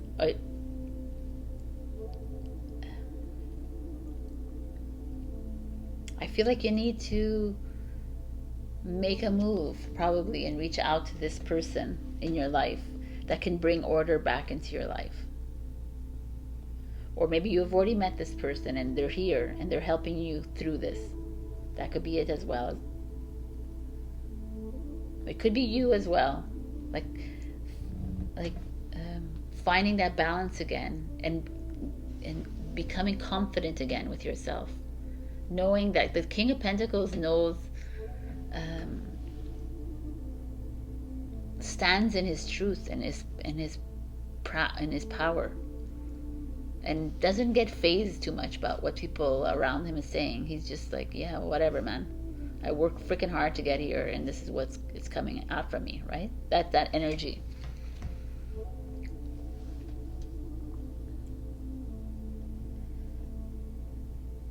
But it could also be a father energy. I'm getting this flash. It could be a father energy that some of you, there's a divorce, and then you have to reach out to your father or your mother or whatever it is. There's that kind of energy showing up, and you're on the fence. Do I do this? And it's like, yes. Like, we need to burn these bridges to move into the next path, into the next energy, if you will. So some of you are being presented with change. It's uncomfortable. Like a Libra Justice card. The Tower is a Scorpio energy. It's like massive change is with the Scorpio, right? It's not a comfortable change. And for me, I feel like it will continue to be uncomfortable until you step it up a bit and you accept that the change is necessary. Because living in the limbo and living unbalanced and is not where you need to be, Virgo. First of all, you're a grounded sign, and also I feel like there's let's see what's coming in the future. The Four of Cups. The Four of Cups is an interesting energy, because the Four of Cups is like the cups are all full, everything is working out well, but still you're bored, still you're annoyed, still you're like not completely 100% satisfied with what is ensuing for you at the moment. So there's going to be an interesting week coming up for you, whether it's this week or next week or whenever it is. But there is this feeling, this energy of you taking a moment to redefine your life, like relook at your life and put your focus on the areas of your life that bring the passion within you, that bring up that joy and happiness. And then the other ones that don't make it, then confronting them. I feel like that the King of Pentacles is that. Confront him and saying, okay, you know what? Like the King of Pentacles would do that. Would say, you know what? You're not working for me. Next, he's a CEO of a company. I got to fire you. I got to hire you, kind of thing. That is that feeling here. I feel like you need to fire and hire people in your life, right? Like you need to set your boundaries. But look how interesting. The past and the future, they're kind of in the same position. So you're treading slowly this week and making a lot of life-changing decisions too. But asking you to flow with this Tower moment, it's something good is going to come out of it. But we need to go through the discomfort to get to the magic at the end of the day. So this is your Advice card. You got beautiful hope. Hope is always there, even if we can't see it. Optimistic expectations can help change a negative situation into a positive one. Like, it's a really beautiful energy. Like, it's, yeah, things might seem a little bit off for you right now. So things that are not balanced, things are like not feeling so great because you're trying to make some like changing decisions, but it's okay because that's where you need to be. Like, we need to be in these kinds of positions. We need to like, in the discomfort is where you see your true light. So in your true magic, I'm going to give one final message for you. I'm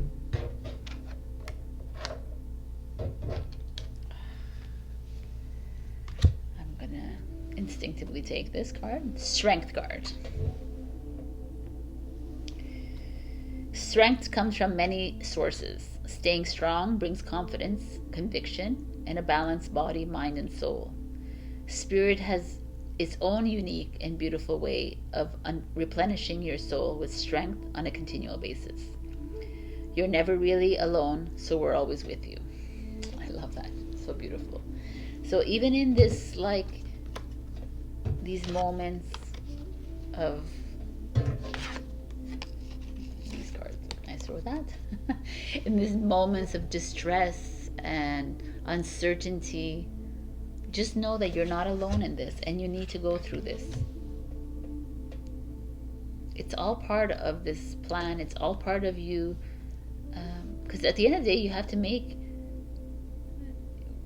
our souls have lived this life already, and you're just having to listen to the soul and listen to what it's telling you to do. That's all.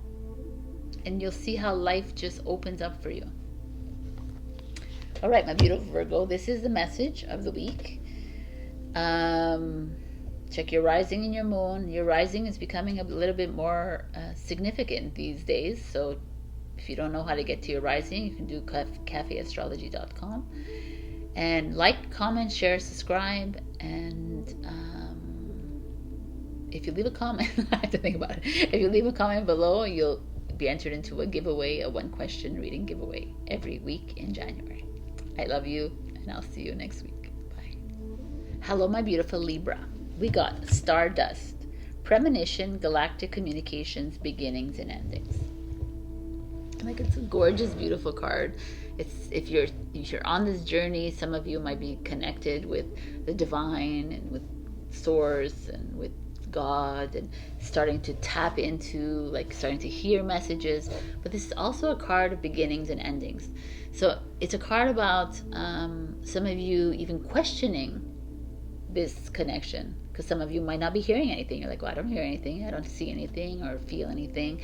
And you're like, well, what is the purpose of my life here? Why am I doing here? What, like, all these questions are coming up for you. And just know this, like, I feel like, also, sorry, I just got distracted, but I feel like some of you are in situations in your life where you're questioning as well. It's not only like the starseed.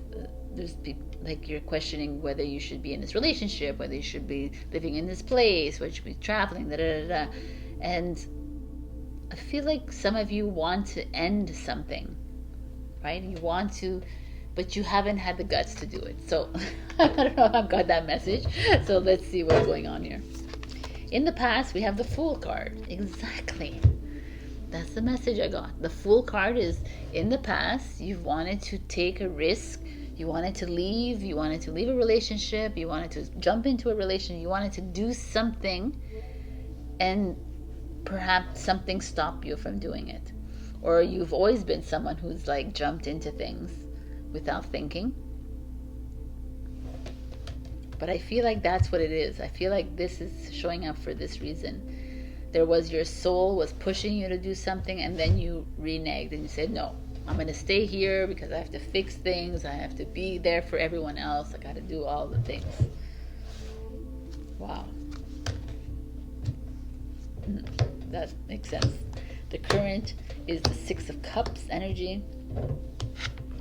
The Six of Cups energy is nostalgic energy. It's like childhood energy. It's like you wanting to make a move, let's say, in your past, but then just staying with this relationship you've been with for 20 years, just staying because you have your children, just staying because of family, friends, what are they going to think, staying because of this old stories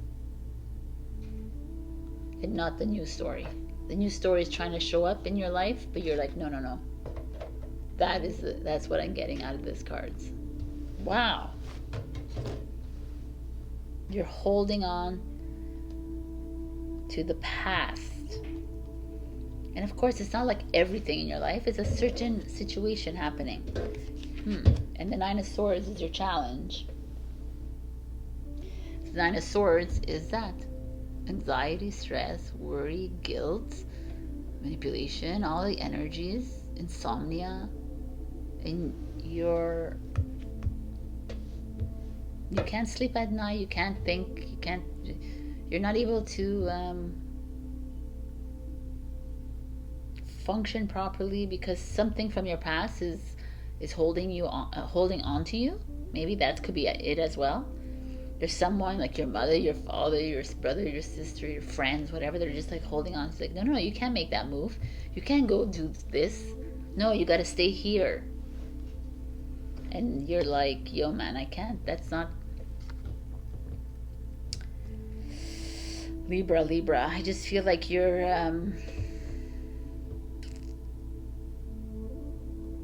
either holding on for yourself or someone is holding you onto you, and you don't want to disappoint them. But this is okay that you feel this, right? No.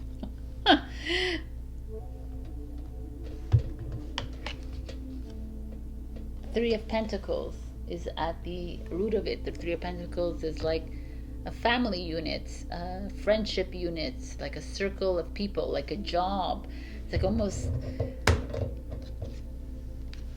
like people working together. That's what it is. The Three of Pentacles, like people working together, or like family, friend units, all these kinds of units, and that is what's holding you in. That's what I feel like is holding you down and holding you back from making this move that you've wanted to make for a long time. So I don't know what it is. It could even be just like silly. It's just not silly, nothing silly, but something as like, I always wanted to learn, I had something in my head and I forgot. Woodworking. I always wanted to learn woodworking, and everyone's like, you don't know how to do woodworking. What are you going to start at this age? What are you going to do that for? Even that kind of thing. And you're like, oh yeah, everybody else is right, of course, right? Not you. And that's that energy. Or everyone's like, you want to leave this relationship, or you want to like jump into something new, and everyone's like, that's what it is. I feel like everybody around you has an opinion about you, and you're holding on to that. Just so interesting, Libra. Because the what's coming card is the Knight of Wands. And the Knight of Wands is Sagittarius energy, the roamer, the nomad, the impulsive, the spontaneous in you, right? It's like take that step, go do it. What is it that you want to do? You want to do the woodworking? Go do it. You want to do macrame? You want to start your own business? You want to jump into that relationship you met online? You want to leave that? Then do it. The Knight of Wands is a lover, is an impulsive, he's like a charmer. If you want to like have a fling, then have a fling. Like it's like you're here, this whole energy here is like you clinging to a past self, an old story, or someone holding on to that old story of you, and you allowing them to hang on to it. Instead, this one is like fresh, new energy. Let's get creative. Let's jump into to whatever it is. I love this energy for you. Let's start that relationship. Let's just have fun. This is having connection to source, because source, God, the universe wants you to have fun. Stop worrying. In the future, frickin' A, man, is the Ace of Wands, which is Sagittarius, Aries, Leo, which is starting fresh, starting that new, like this could be a new relationship, this could be anything, but something new is coming in. But it's all dependent on you. Are you willing to release yourself from the shackles of others or from your own? The Ace of Wands is like a new financial opportunity. Could be anything. The Ace of Wands is very open. A new baby. Could be anything you want.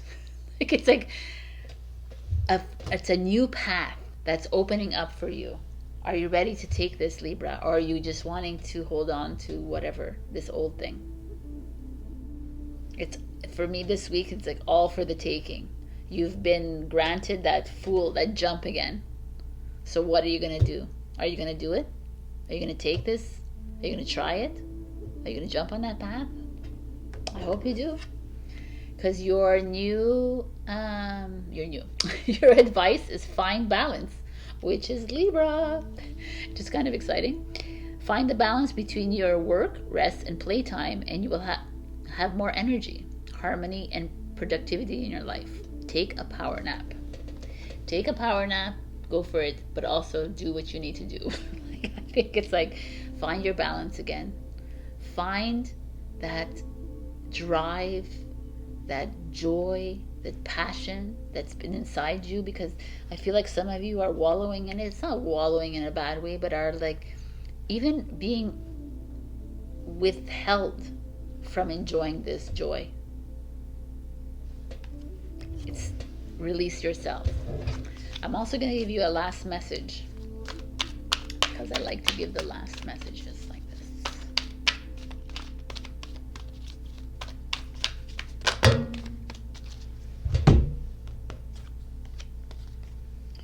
Intuitive nudges. Intuition is the language of the soul. We are all born aware with a profound sense of inner knowing. Intuition is one of the greatest gifts we possess, which keeps us connected to our higher selves, the universe, and to our divine spirit.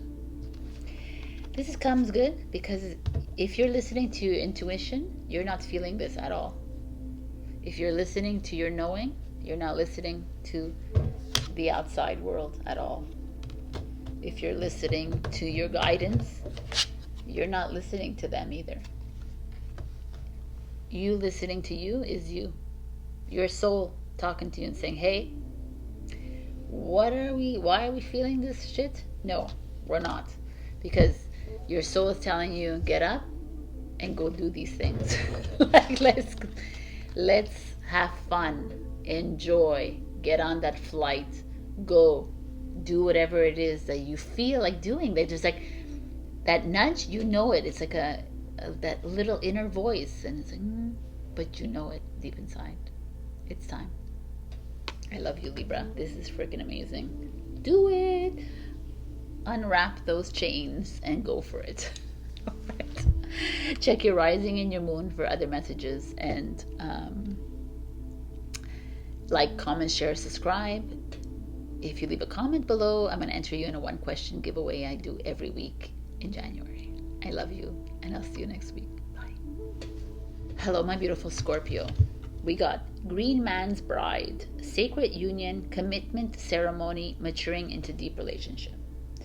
So, it's a very interesting card. It's like massive leaf face and a fairy. So this is like relationships. If you're in a relationship, it speaks of marriage and celebration and ceremony. And if you're single, it speaks of maybe you're going to meet a new man or woman. Maybe you're going to put yourself out there into the woods, like find someone. But also could be self-love, self-healing, because that for me is the biggest relationship that we have. So it's a really beautiful energy. Let's see what's going on this week. In your past, we have the Temperance card, which is a Sagittarius energy. The Temperance card is this balance of emotions, within your soul. It's like Sagittarius energy is also this nomadic, spontaneous, impulsive energy. But Temperance is finding that balance with it, right? That you can be very spontaneous, impulsive, but you also can be grounded. I feel like that is something that's been playing with you in the past. It's also a mastery stage. I think the Temperance, not I think, I know, is it mastery stage of your journey. So when you get to that mastery stage of your journey, you're also like, it could be heavy energetically, it could be weighing on you because you're like, oh my God, I'm seeing things, I know things, but I don't know how to deal with things. It could be that as well. There could be a divine union happening here that you don't even, you're not fully aware of. But Temperance to me is like finding that balance of yours again. And that's what you've been working on. So that's good. Kudos to you, Scorpio. We've been working hard. And the the current is the King of Cups, which is you, Scorpio. The King of Cups is a spiritual lover, leader, very full of love, full of guidance, very go with the flow kind of energy, but also can go down deep into darkness, right? Like we know Scorpio. So it could be someone, it could also be King of Cups with marriage, could be like the person who's going to give you away, or the, what is it called? Like the priest, but there's called something else. Anyways, that could be that, or you could be like entering into a loving relationship with someone or yourself. Let's see the challenge. The challenge is the Queen of Wands, which is Aries. So that's so interesting, because the King of Cups is you, and you're challenged by either yourself. I feel like this is a woman in your life, or a man with a female energy, but it feels like to me a mom, or a best friend, or just a friend, or a boss, a colleague, a very like a vivacious, outgoing female or male in your life that is a little bit jealous, a little bit vengeful. The Queen of Wands can be that in the challenge position. Very, yeah, what an interesting energy here. Could be that you're getting married and there's like a jealous ex-wife or ex-husband. There's like a jealous ex that doesn't want this to happen. That could be coming in, or there could be someone coming in the way of your self-healing. It almost feels to me like a jealousy, an envy of your step into bettering yourself, or into your relationship, this beautiful relationship that is coming here. There's someone in your life that intentionally or unintentionally is rooting for a fail. Wow. And at the root of it is people, the King of Cups. That's you.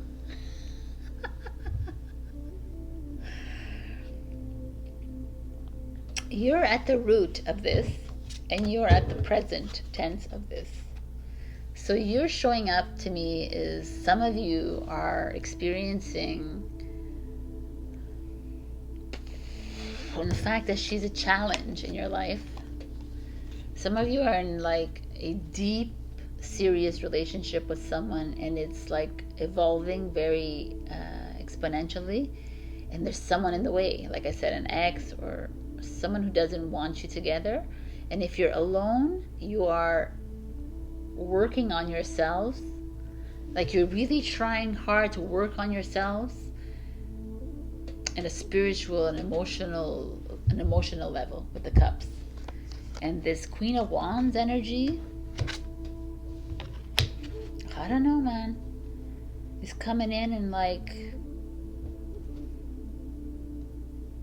making you feel bad about this work that you're doing on yourself, or making you feel bad about this relationship. like she's not fun to be around. The Queen of Wands when she's in a challenge position, because she's like in Italian. I want to say the word in Italian, but prepotente. Like she's very arrogant, like spiteful almost. Don't let that person like come in between this beautiful healing work that you're doing, my beautiful Scorpios. Don't allow other people to come inside your bubble. That is she is the exterior. Do not allow them. You know, it could also be like I said, at work, or something that you're doing, a hobby, or some that is not someone is making fun of you, like someone is like, I feel like there could be gossip here. I don't like this energy at all, actually. I don't like this. What's coming is the Wheel of Fortune. So when I see the Wheel of Fortune and the Queen of Wands in challenge, that means that the Queen of Wands is your lesson. So you are being shown this lesson for a reason. This is destiny.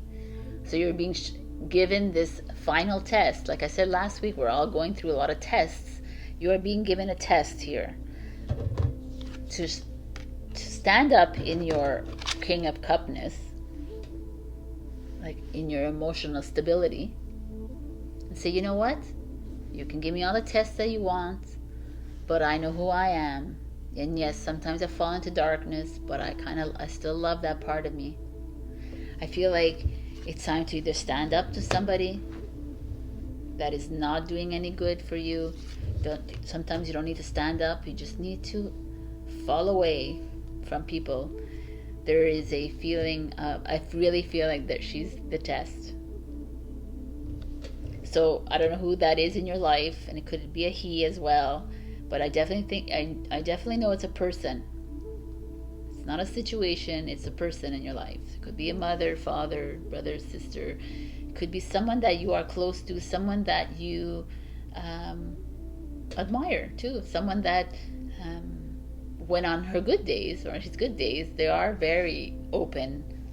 But the Queen of Wands, Aries, very self-absorbed energy here, and in reverse, it's like she wants to get what she wants, right? And you're not giving it to her.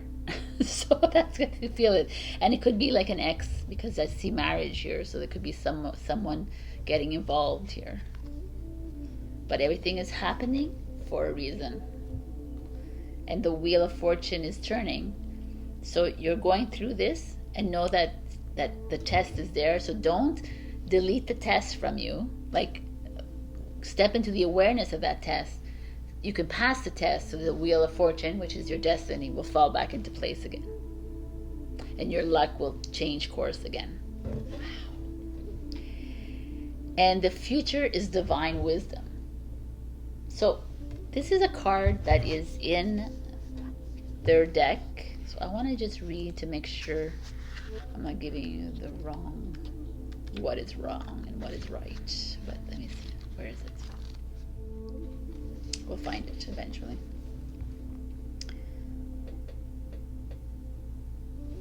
So,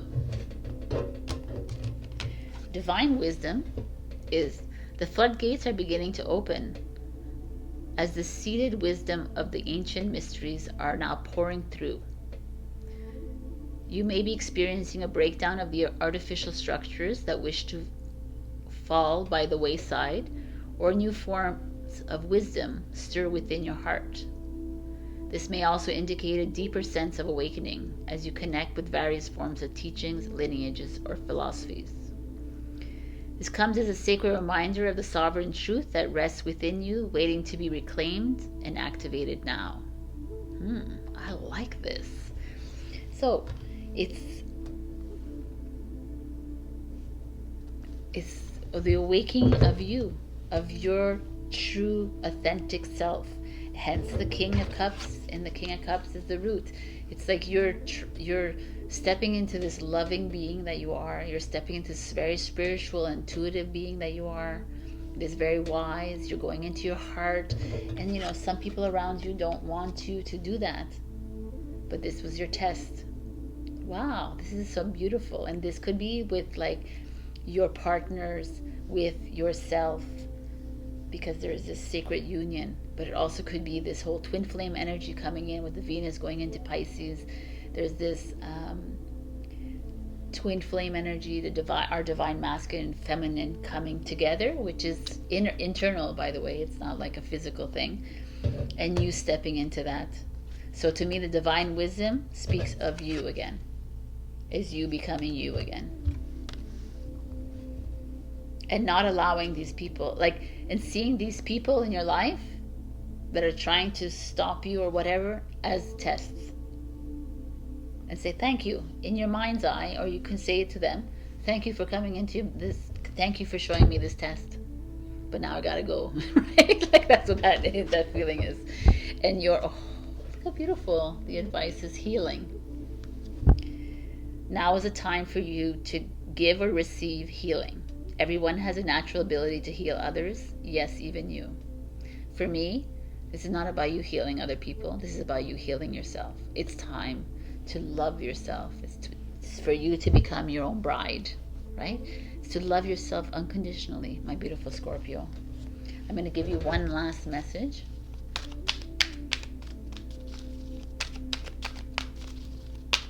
Scorpio, please.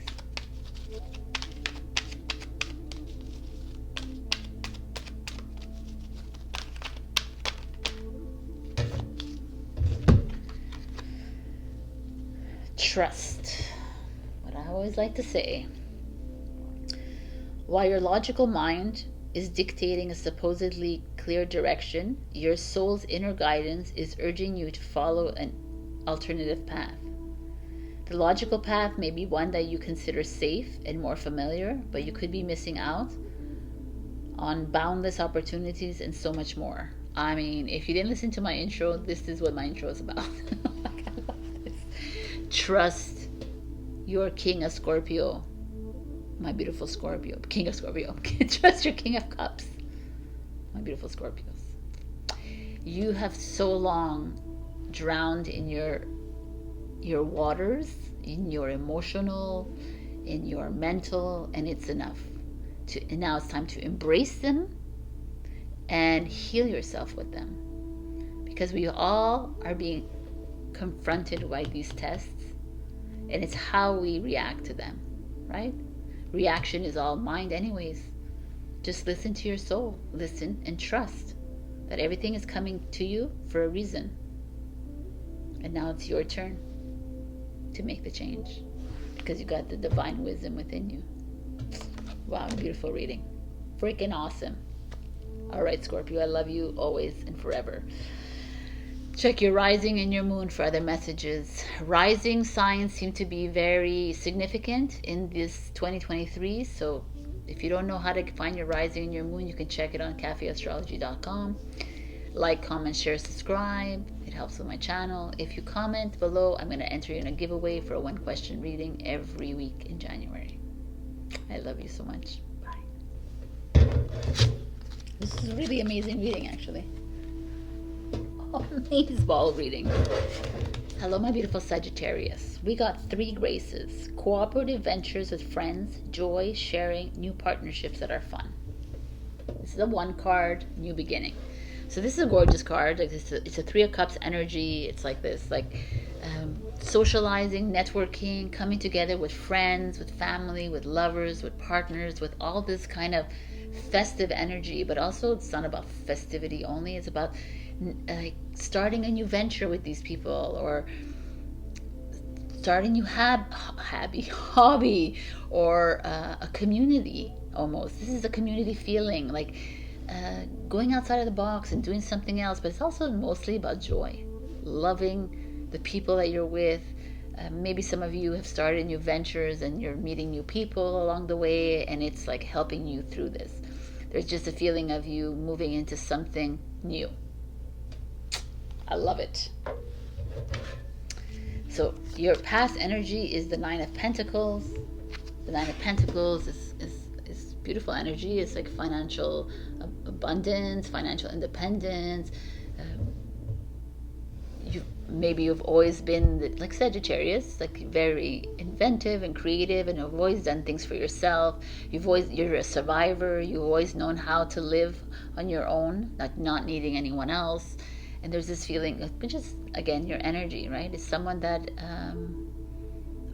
it's almost like money has always been around you, even if you weren't the richest person in the world, but you've always found a way to live lucratively. So your current energy, oh my God, is the Three of Cups. Three of Cups energy. So again, it's the same energy here. So things are coming together for you. You are actually networking, socializing, creating a venture with somebody, starting a new business with two other people perhaps. Maybe there's a bonding coming in with two other people in your life. It doesn't have to be two other people, but it's a feeling of a reconnection with people.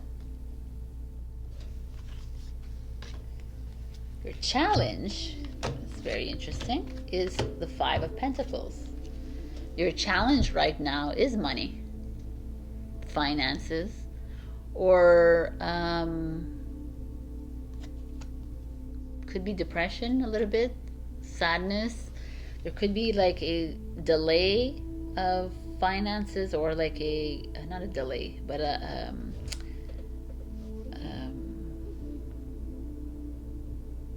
blockage. Maybe some of you have quit your jobs or lost your job, and hence that's why you're like, okay, I'm going to start something new. But there's a reason why this is coming here, because some of you are at a loss when it comes to your finances for now. And remember, everything is a lesson. There's a reason for why it's like this. So some of you might be at a standstill with your finances, and you're like, oh my God,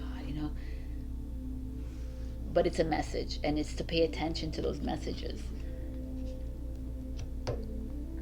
There's a poverty mindset. Maybe some of you are always worrying about money, concerned with how you're going to get it, how more of it is going to come in. Stop worrying about money, because then money stops coming in when you worry about it.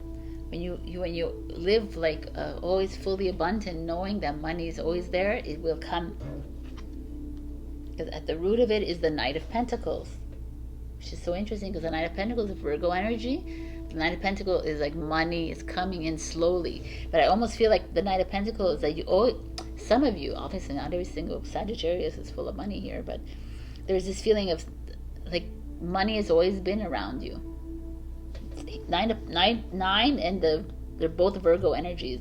There's always been a sense of like you've always been comfortable with money. So, like I said, you don't have to be the richest of the richest, but you always had this ease with it. You've never felt burdened by it. But now you are feeling it.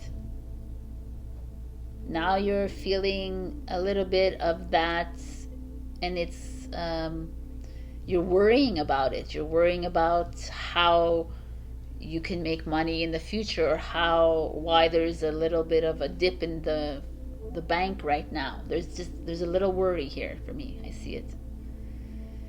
But in the back of your mind, the Three of Cups energy speaks of you coming together with two other people, coming together with a group of people, and creating something new together, like a band, a community, like a business venture, something.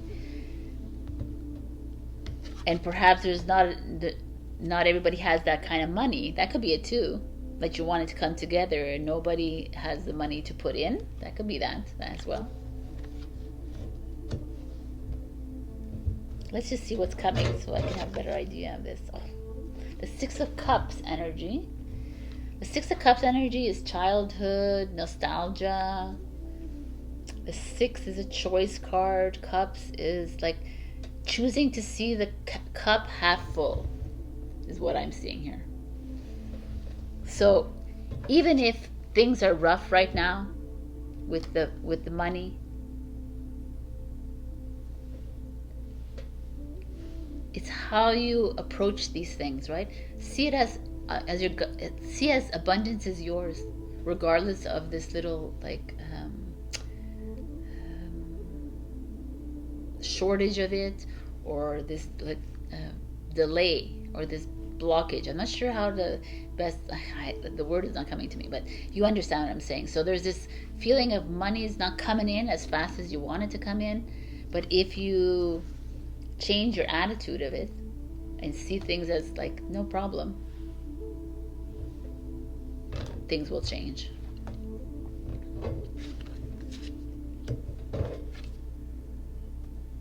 Because if you look at it, it's the 3 of Cups, and what's coming is times 2 is 6, right? So 3 is like, we're gonna come together, want to work together, and times 2 is like 6, yeah, we're gonna make this shit happen, right? Kind of thing. This could also be you're gonna work with people from your childhood, you're gonna work from people from your past that's coming in as well. Like you're gonna rekindle an old flame or an old relationship or friendship, and so you can create this new community, this new thing together. And stop worrying about money is what I have to say. Like it could be that money, stop letting it like cloud your mind, because the future is the Queen of Wands. She's an Aries energy, but the Queen of Wands is this energy of flourishing, fresh. It always reminds me of Cuba for some reason, or the Caribbean. I don't know why, or down south somewhere. So it's like, change it up in your mind. Queen of Wands goes for it. Queen of Wands gets excited about her new ventures. She like jumps into things very well thought out. She's not like the Queen of Cups where we won't think about it, but she's like, but she does things with excitement. The Wands is Aries, Leo, Sagittarius. It's you, honeys. So it's almost like you're showing up in your reading saying, or maybe you need to reach out to someone like a mother energy, a woman, usually an older energy than you, like a mentor or someone. I just feel like you are either going to step up into this kind of role, like a business leader, an organizer. That's what came into my head, so I'm going to say it. There's just this feeling of you stepping into your own. I love it. You just have a little worry here of the money, but don't. Wow. Your advice is pure intention.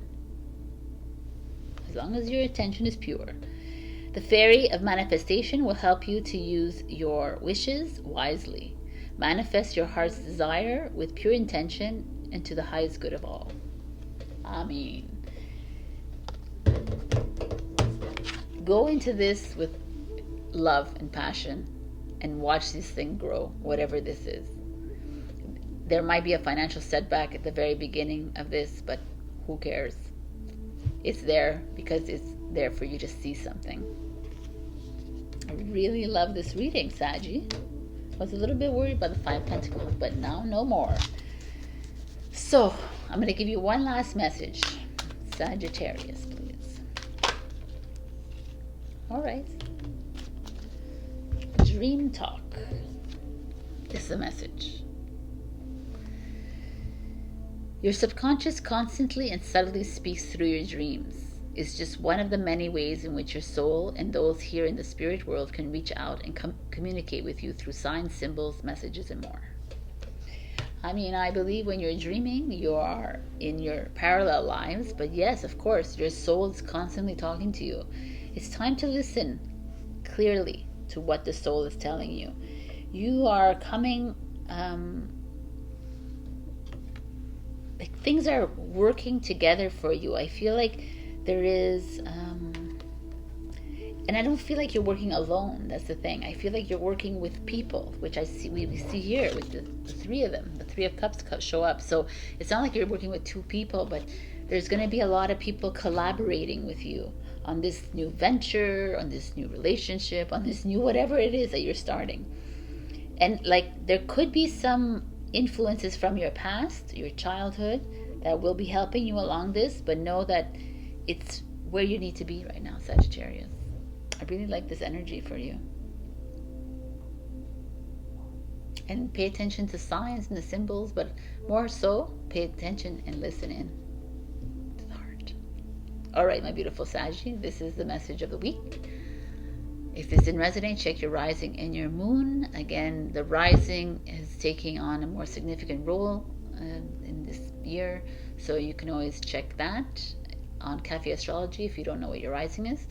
And like, share, comment, subscribe, and if you leave a comment this week, I enter you into the 1 question reading. I love you. Bye.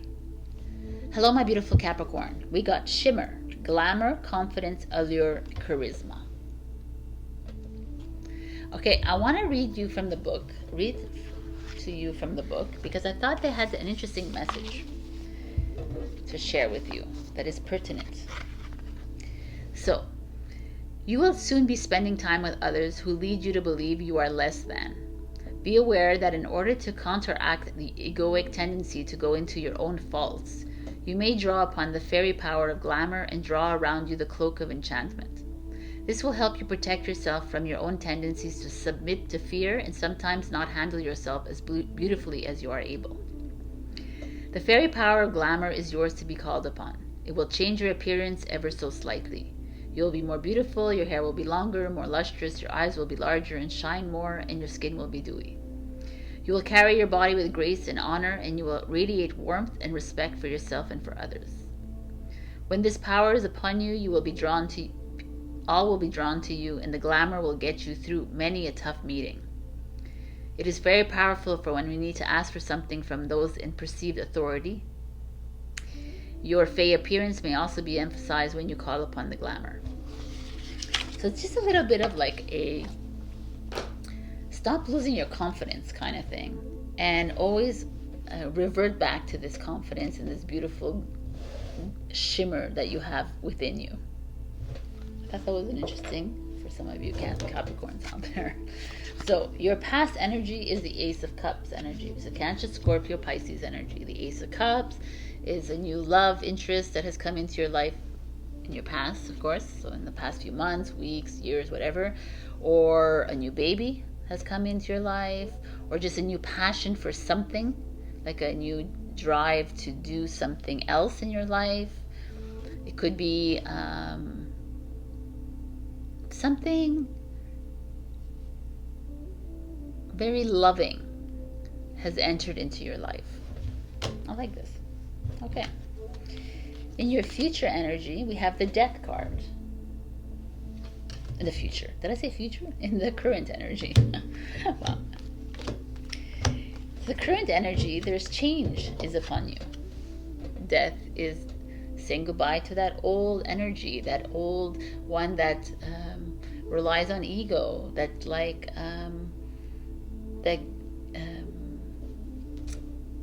puts themselves down, that makes them feel all crazy, that doubts themselves. Instead, this one is like, yo, I'm going into something completely new. I'm making this change in my life.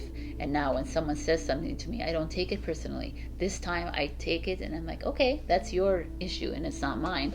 That's the reflection, right? So death to me feels like that. There's a death to an old relationship, a death to something new has come in for love, and now you have to make a change in your current relationship, your current job, your current home, perhaps maybe, or something is making a change here.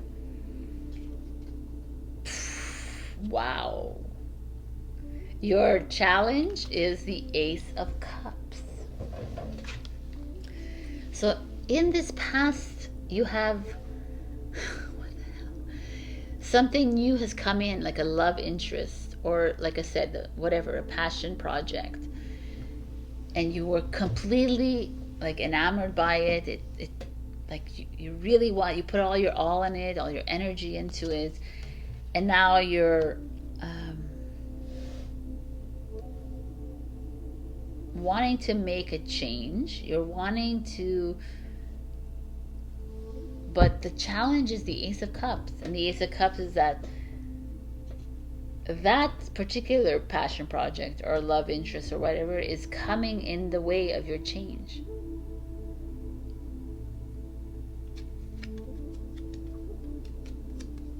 Wow. The Ace of Cups in challenge position is like giving too much of your emotions, like giving yourself too much into this job, into this relationship, into this, like you being too loving, being too, or someone is hurting you. Ace of Cups in reverse could be that. The challenge is like someone's absorbing your energy, someone taking advantage of you. And you're like in this process where you need to make a change of this. What's at the root of this? The Temperance card, Sagittarius. The Temperance is that balance. You always trying to find balance in your relationships, in your life, in your work, and now you're being challenged with the emotional part of it. You're challenged by the love. The love of someone and the love of something. The love of this hobby, this studies, this business, the love of, right? And you're being challenged by it because you've put so much effort into it. You've put a lot of, like, you've made a change with this because of this. Like, you're like, I want to go into architecture, and I change my whole life accordingly. And then it's like, but it's like, now it's like hurting me. It's like making me tired. It's like, you know, that kind of feeling. It's like you're almost fighting against yourself here. It's almost like the love that you had of architecture, and now you're like, I'm making a change, and it's like, no, I'm going to hold on to you. It's like almost like your ego is playing games with you. And the Temperance could be a Sagittarius in your life, that's why you're holding on to this and you don't want to make a change. But it doesn't have to be a Sagittarius. It just could be that you're so used to finding balance in your life, and now you're like, why are my emotions all over the place right now? I really want to make this change, but now I'm like being torn between this old thing that I fell for, I fell in love with, or you know, that passion that I had for that is no longer anymore. And what's coming is you, man, the Queen of Pentacles.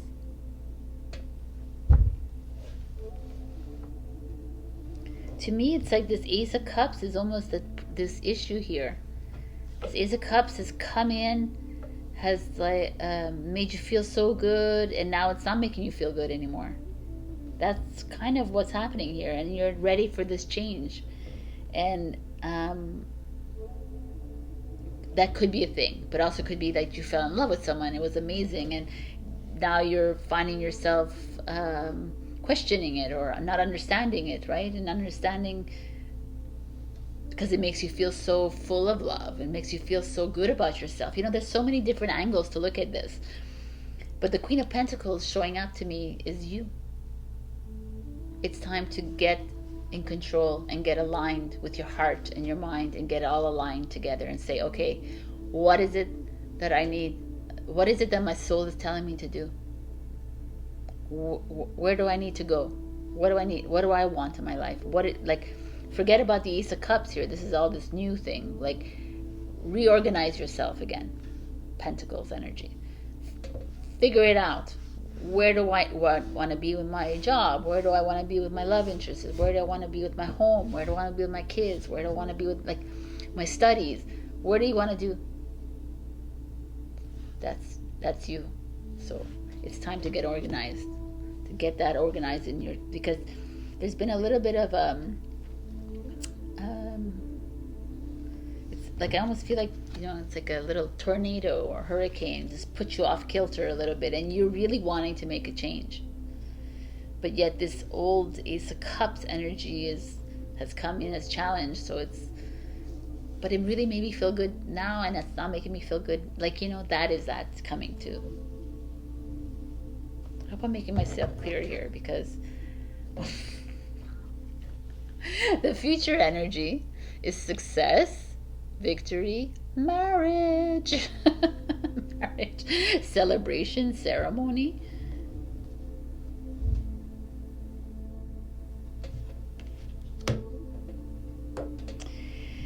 I'm trying to understand this Ace of Cups, because let's say with this Four of Wands energy, is like the Ace of Cups, you fell in love with someone new, let's say, and you get to this death, you're making a change in your life, and then the Ace of Cups shows up in reverse. It doesn't necessarily have to be about this lover or this person that you've fallen in love with, but it also could be that you're like, you've lost sight of yourself. You've like, you stopped helping yourself. You stopped loving yourself fully, and that's where you're at right now, right? And that's why you need to make a change, because you fell in love with someone and then you lost your sight of yourself, or you fell in love with this job or this vocation or whatever, but you lost sight a little bit of what it is that you really want. And that's why the Queen of Pentacles is showing up here.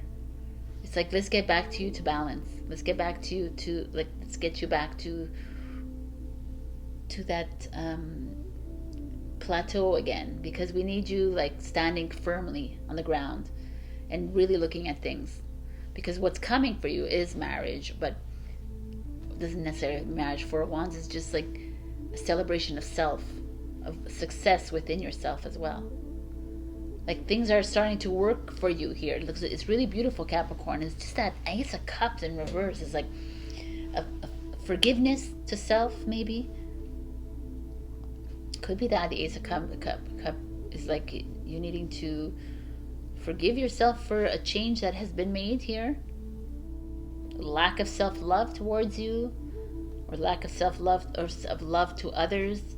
Could be that too. It doesn't necessarily have to be about this Ace of Cups, Like, I'm just thinking of, because the challenge of Ace of Cups is like you're not loving yourself enough, and you're giving away your powers. That's why the Queen of Pentacles is here, and it's like, yo, man, let's regain our power and our confidence back, so that we can get back to this kind of stage of happiness and joy and bliss.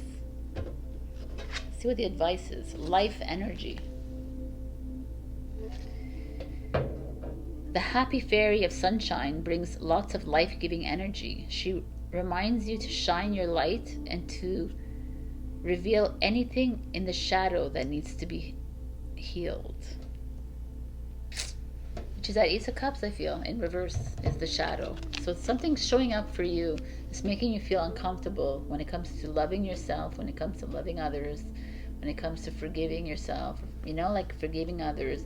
But you're really wanting to make this change for yourself. So the Queen of Pentacles, like I said, is coming up and saying it's time to start listening in. And it's only you that can make this change happen for the better of everyone around you and for yourself. Wow, it's deep. I wish I could take this for like an hour, but what is another message for Capricorn? Because I think they already have enough, but let's see what other message they have.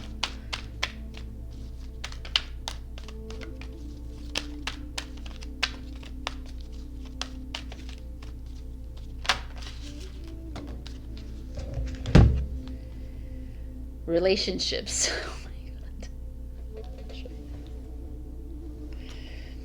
Relationships are just mirror images of your own life. How you feel and treat yourself, as well as how you react and respond to different situations and people around you.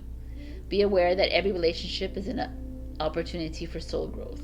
I mean, the Ace of Cups, relationships, it really is something about you guys in a relationship, whether it's male or female, whether it's whatever, that's not what I meant, whether it's a love relationship, a business relationship, whatever it is, there is this feeling of you, whatever that person is feeling is a reflection of you. And also, if you're feeling sad, or you're feeling like you need to do something, like you're feeling to forgive yourself or whatever, so pay attention to that mirror in front of you. Like, why are you still in this relationship if you want to leave this relationship? Why are you not in this relationship if you need to be? Like, it's all these things that have to be taken into account, and there's some work to do here so that we get our glimmer and hope up here. You need to start shining your light, Capricorn. Stop being in the background. You're not a background person. You are a foreground person.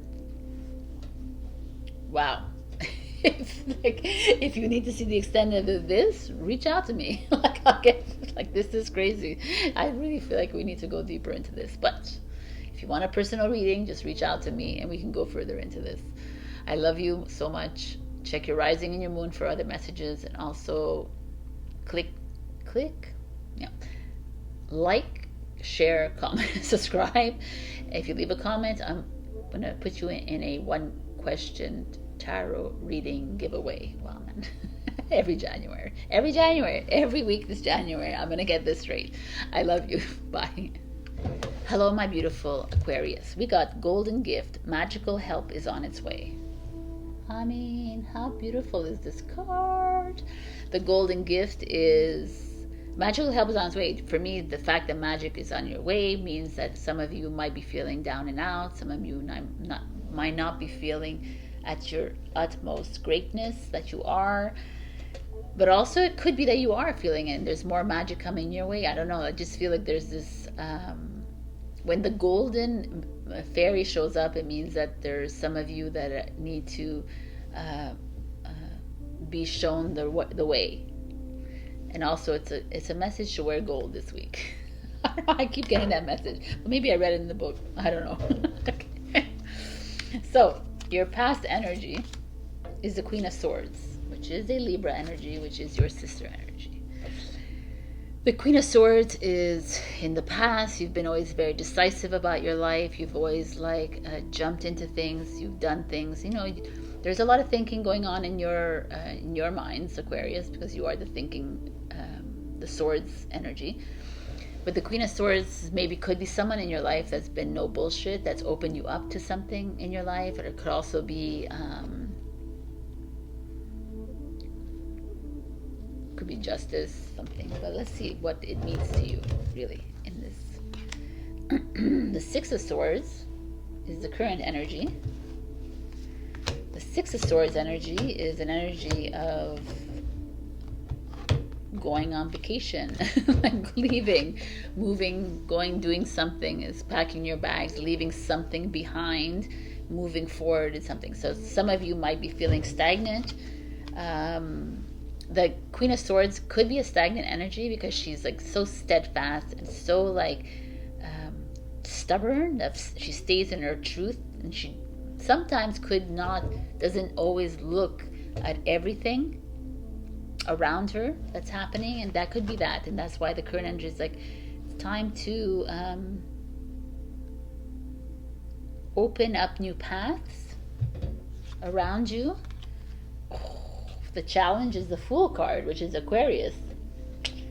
The Fool card is taking that risk and going, but some of you are afraid of the risk. Some of you are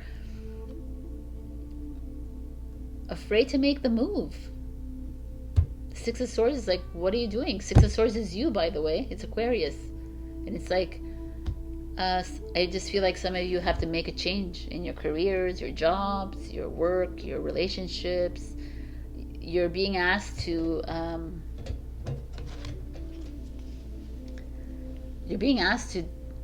do. I feel like some of you might be feeling, perhaps that's why the Golden Fairy is here, because some of you are stagnating. Some of you are staying comfortable in your position. Some of you are holding on to something that feels good, or it's something you've done for all of your life, or you've been doing for the past 2 years or 3 years, but now there's a change that needs to be happening here. The Fool card is yo man, what are you doing? Why are you holding back from making this change? Why are you allowing fear to creep in? That's what that is, my beautiful Aquarius. Aquarius. And at the root of it is the Eight of Pentacles. So it has to do with work, or your job, your work, or studies, or your hobbies. So perhaps some of you are being asked to change if you're listening and you're just saying change the job, or just go and create that venture of yours. Oh, come on, just do that. What are you doing, Aquarius? Why are you afraid of starting something? That's what I'm feeling here. And it's like a big push to do it.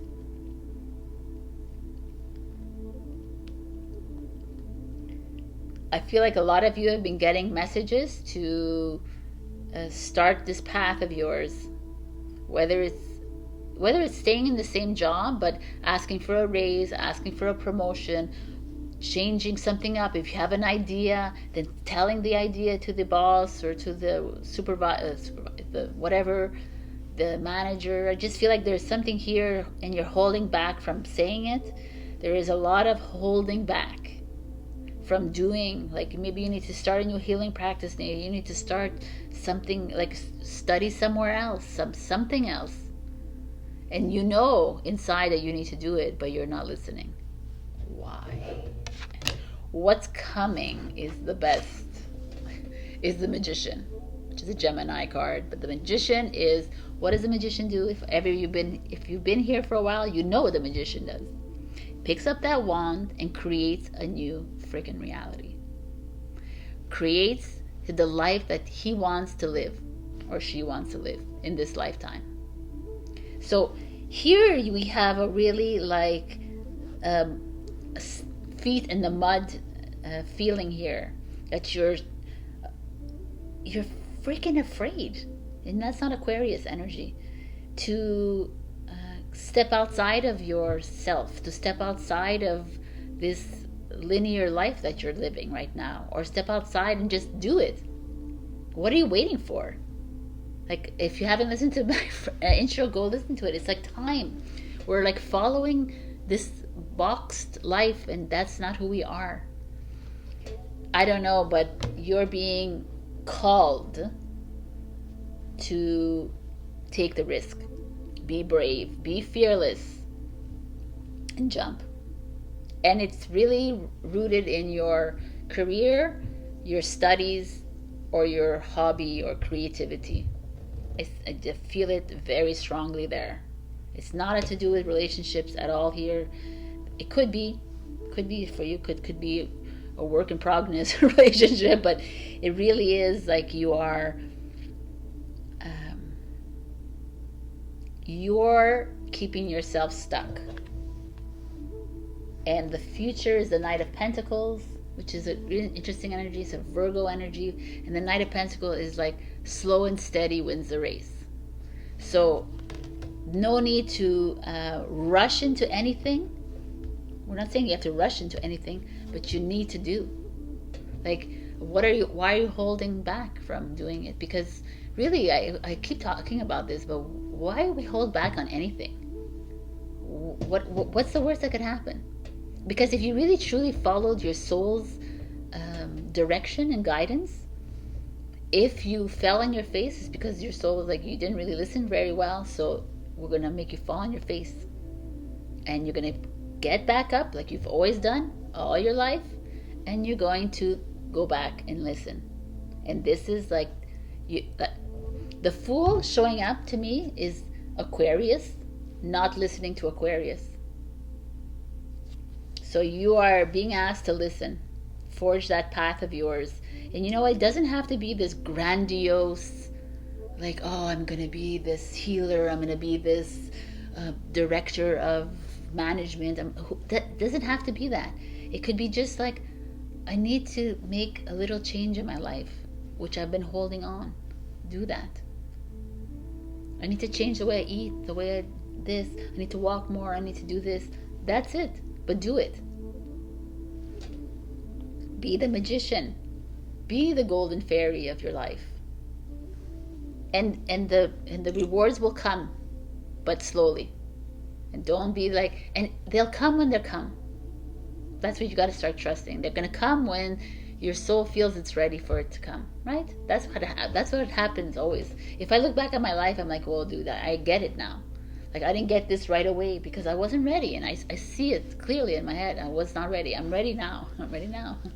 But like, or you know when you're ready, and you don't need to even bother yourself about that, because it'll all come when it's the time. So take that risk, dudes and dudettes. Let's get this going. Stop waiting around for the promotion or the raise or for the opportunity to come, and do it. Your advice is inner child. The fairies of playfulness remind you to make time to embrace your inner child. Playing keeps us young at heart. Do something silly and fun, but stay safe. Stay safe. Do something silly. Enjoy yourself. Love yourself. And then you'll find yourself back onto that groove again. Get off the beaten path. Let's be Aquarius again, please. Happy birthday, by the way, Aquarians. Whoever is having a birthday this week.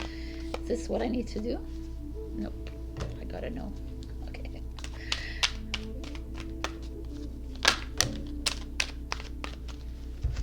Wow. Listen is my message of the week, by the way, if you didn't listen to the intro. You have to be willing to listen if you want to really understand someone. Now is not the time to be offering advice, but to be a compassionate listener. To listen fully and intently means to pay attention, not to just what's being said, but to what lies beneath the words. I like that. I say listen to your freaking soul and your heart and your inner guidance, because your inner guidance is pushing you to do something, to step outside of this little comfort zone that you find yourself in, and it's time to go and have fun, enjoy your life, and be. And like I said, you don't have to be something great. We're not here to be greatness and this, and we're just here to live life fully, happily, and freely. All right, my beautiful Aquarius, this is a great message. I hope this resonated with you. If not, check your rising and your moon. Also check your rising, because your rising is becoming more significant in this 2023 year. You can always check that on cappyastrology.com. Please like, share, comment, subscribe, leave a comment below, and you'll be entered into the one question tarot reading at the end of every week in January. I love you, and I'll see you next week. Bye. And be golden. Hello, my beautiful Pisces. We got the secret path, an irresistible pull down a distinct path, ley lines, mystical traditions. Number 44. So the secret path, what does that mean for you? What is your secret path? I mean, the path, I feel like there's something opening up for you when I see this card. I feel like there is an opportunity opening up for you that you're not seeing with the right eyes. Like, you're seeing with your physical eyes, but you're not seeing with the third eye, kind of thing, right? I feel like opportunities have been showing up for you for the longest times, and this like secret path is opening up for you, and it's time to listen. It's time to pay attention to this. That is the message I'm giving for you. But this is a very intense reading, so let's get into it. In the past, we have the Five of Swords energy. So if you see the Five of Swords, there's like a skull here, I feel like, and there's swords lying on the ground, and she feels like depleted. The Five of Swords is revenge energy as well. It's like loss, feeling guarded, feeling lonely, feeling depressed, feeling like you can't... You know, this feeling of energy, like fighting energy. Maybe you're fighting with people in your life, arguing. There's a very combative energy here. And then we get to the present, which is the Eight of Pentacles, and it's work or school or your home, your like establishment, like a living arrangement. It's something to do with finance. And so when I look at them together, I say, okay, so some of you are having problems at work or with your home, with your family at home. But it's mostly about like establishment, and finances. So you're either let me go into all of them, because, and you were given 2 cards for the future and 2 cards for the advice. Interesting. Okay. In your challenge position is the Hangman, which is you, Pisces. So it's like you're in a position, there's something going on at work for you, or in your home, or like I said, your studies, and it's nagging at you.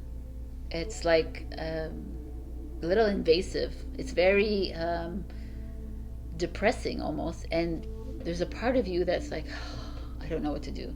The part of you is not seeing clearly. You're not seeing things objectively. You're taking things really personally. You're being very sensitive about whatever's happening around you, because you've been like hurt in the past, because you've been let down in the past. Like you're not trusting. There's something at work that you can't trust, so that you're being very untrusting, but also like you're not able to see clearly. That's exactly what this is. And at the root of it is the Judgment card, which means what? Like you're judging yourself harshly. You're judging everyone else around you harshly. You're putting a lot of pressure on yourself. You're putting a lot of pressure on other people. There's just a lot of angst and heavy energy here. Beautiful, Pisces. You're almost at the end of this journey on the tarot. Like you're almost at the end of something. You're almost at this, like, the Judgment card is the awakening card. Like you're like, I see now what I need to do. But then at the same time, you're not seeing. So it's almost like your soul is like, yo, it's right here in front of you. Pisces, why aren't you looking? Why aren't you looking with this eye? With this eye. You're just looking with this eye. And it's like the eye of greed, the eye of like power and status, and the eye of like, of limitation. That's why I said, if this doesn't resonate with you, Pisces, you go ahead and you check your other rising. But this is for specific Pisces out there, because what's to come is Strength card, right? The Strength card is a Leo card. It's being fierce, a warrior. It's to step into this awakening that's coming up, these messages that are coming up saying, okay, make a change. And you're like, no, I don't want to make a change right now, because I want to live in my little bubble right now. Even though there's been so much tension in your past.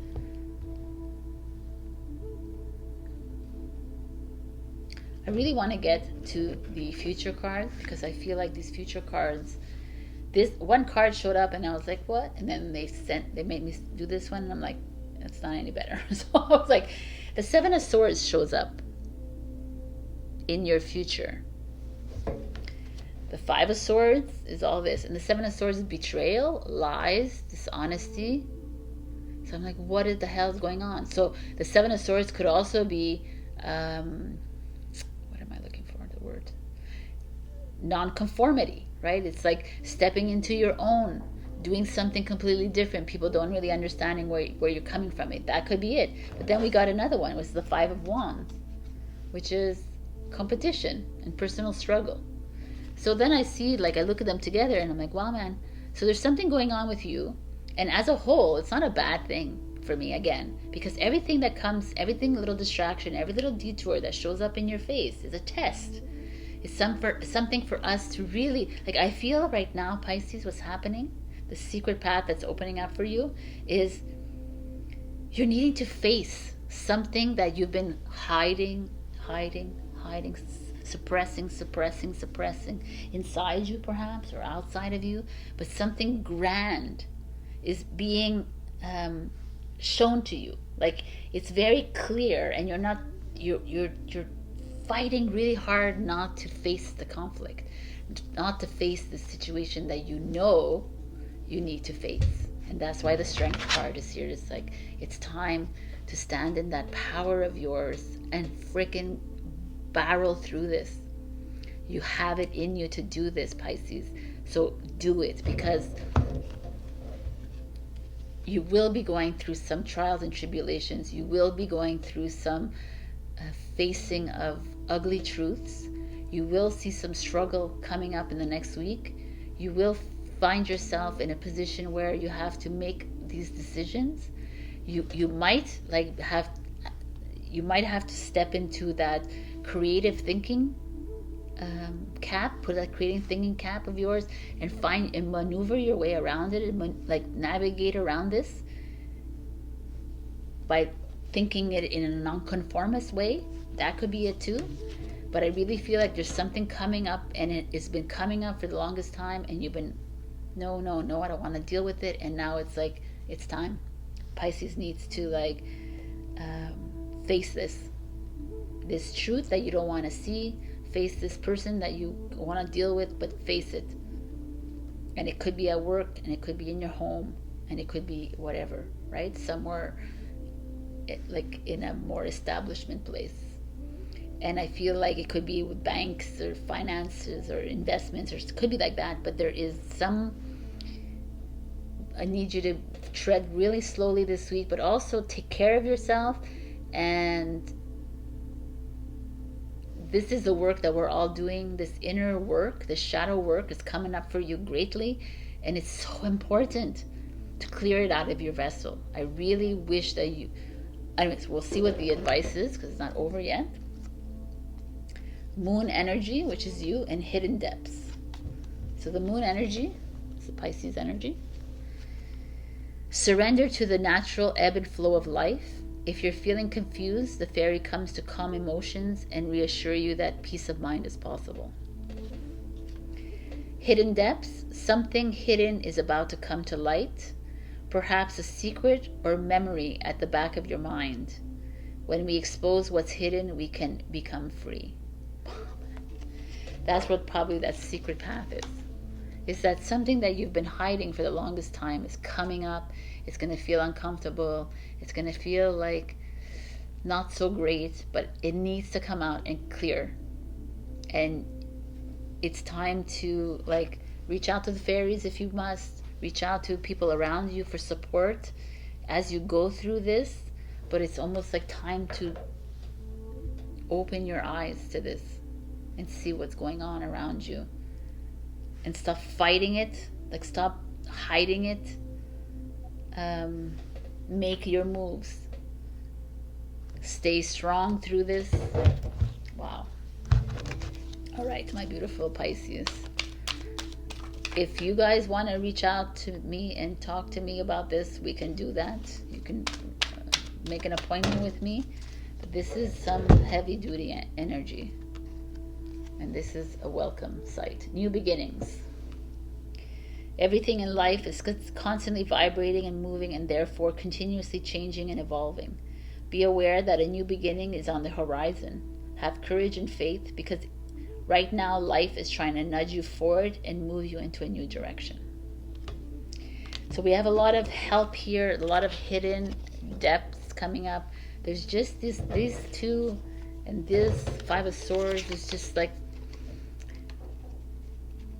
mistakes that you've made in the past are coming up to show you, and so you can rectify it.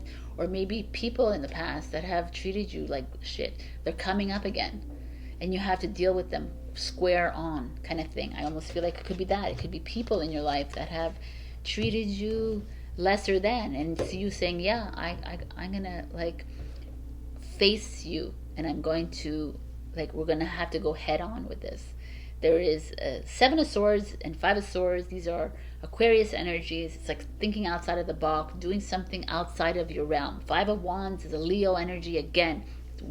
Fierceness, warrior energy. So I'm almost saying you have to not develop this, but make it come out, emerge from this. You have to allow this to come outside of you, because it's time. It's so time to face these weaknesses, or these conflicts, or these obstacles that have been trying to come up for the longest time, and then now it's your time to do this. So you have a lot of help from beyond, you have a lot of help from inside of you. It's time for this new beginning, this new path to open up for you. It actually feels really light now. I feel much better. I feel like you're just having to see with different eyes. All right, I'm going to leave you with that. I love you, Pisces. You got this. Check your rising and your moon for other messages. If this didn't resonate at all, just go check your rising and your moon. Like, comment, share, subscribe, and also leave a comment, and I will put you in the one question tarot reading giveaway. And I'm just seeing what I see in the cards. I cannot change. I cannot make things all like happy, joy if I'm seeing this in the cards. And it's obviously a message for one or two or many of you, but this is a good thing, by the way. Like, we need to clear our vessels. We need to face up to the crap that's in our life, and that's the only way to do it. So good luck. You got that. You don't need luck. We're here, and we're like supporting you along the lines, even if you don't see us. All right. I love you. Bye.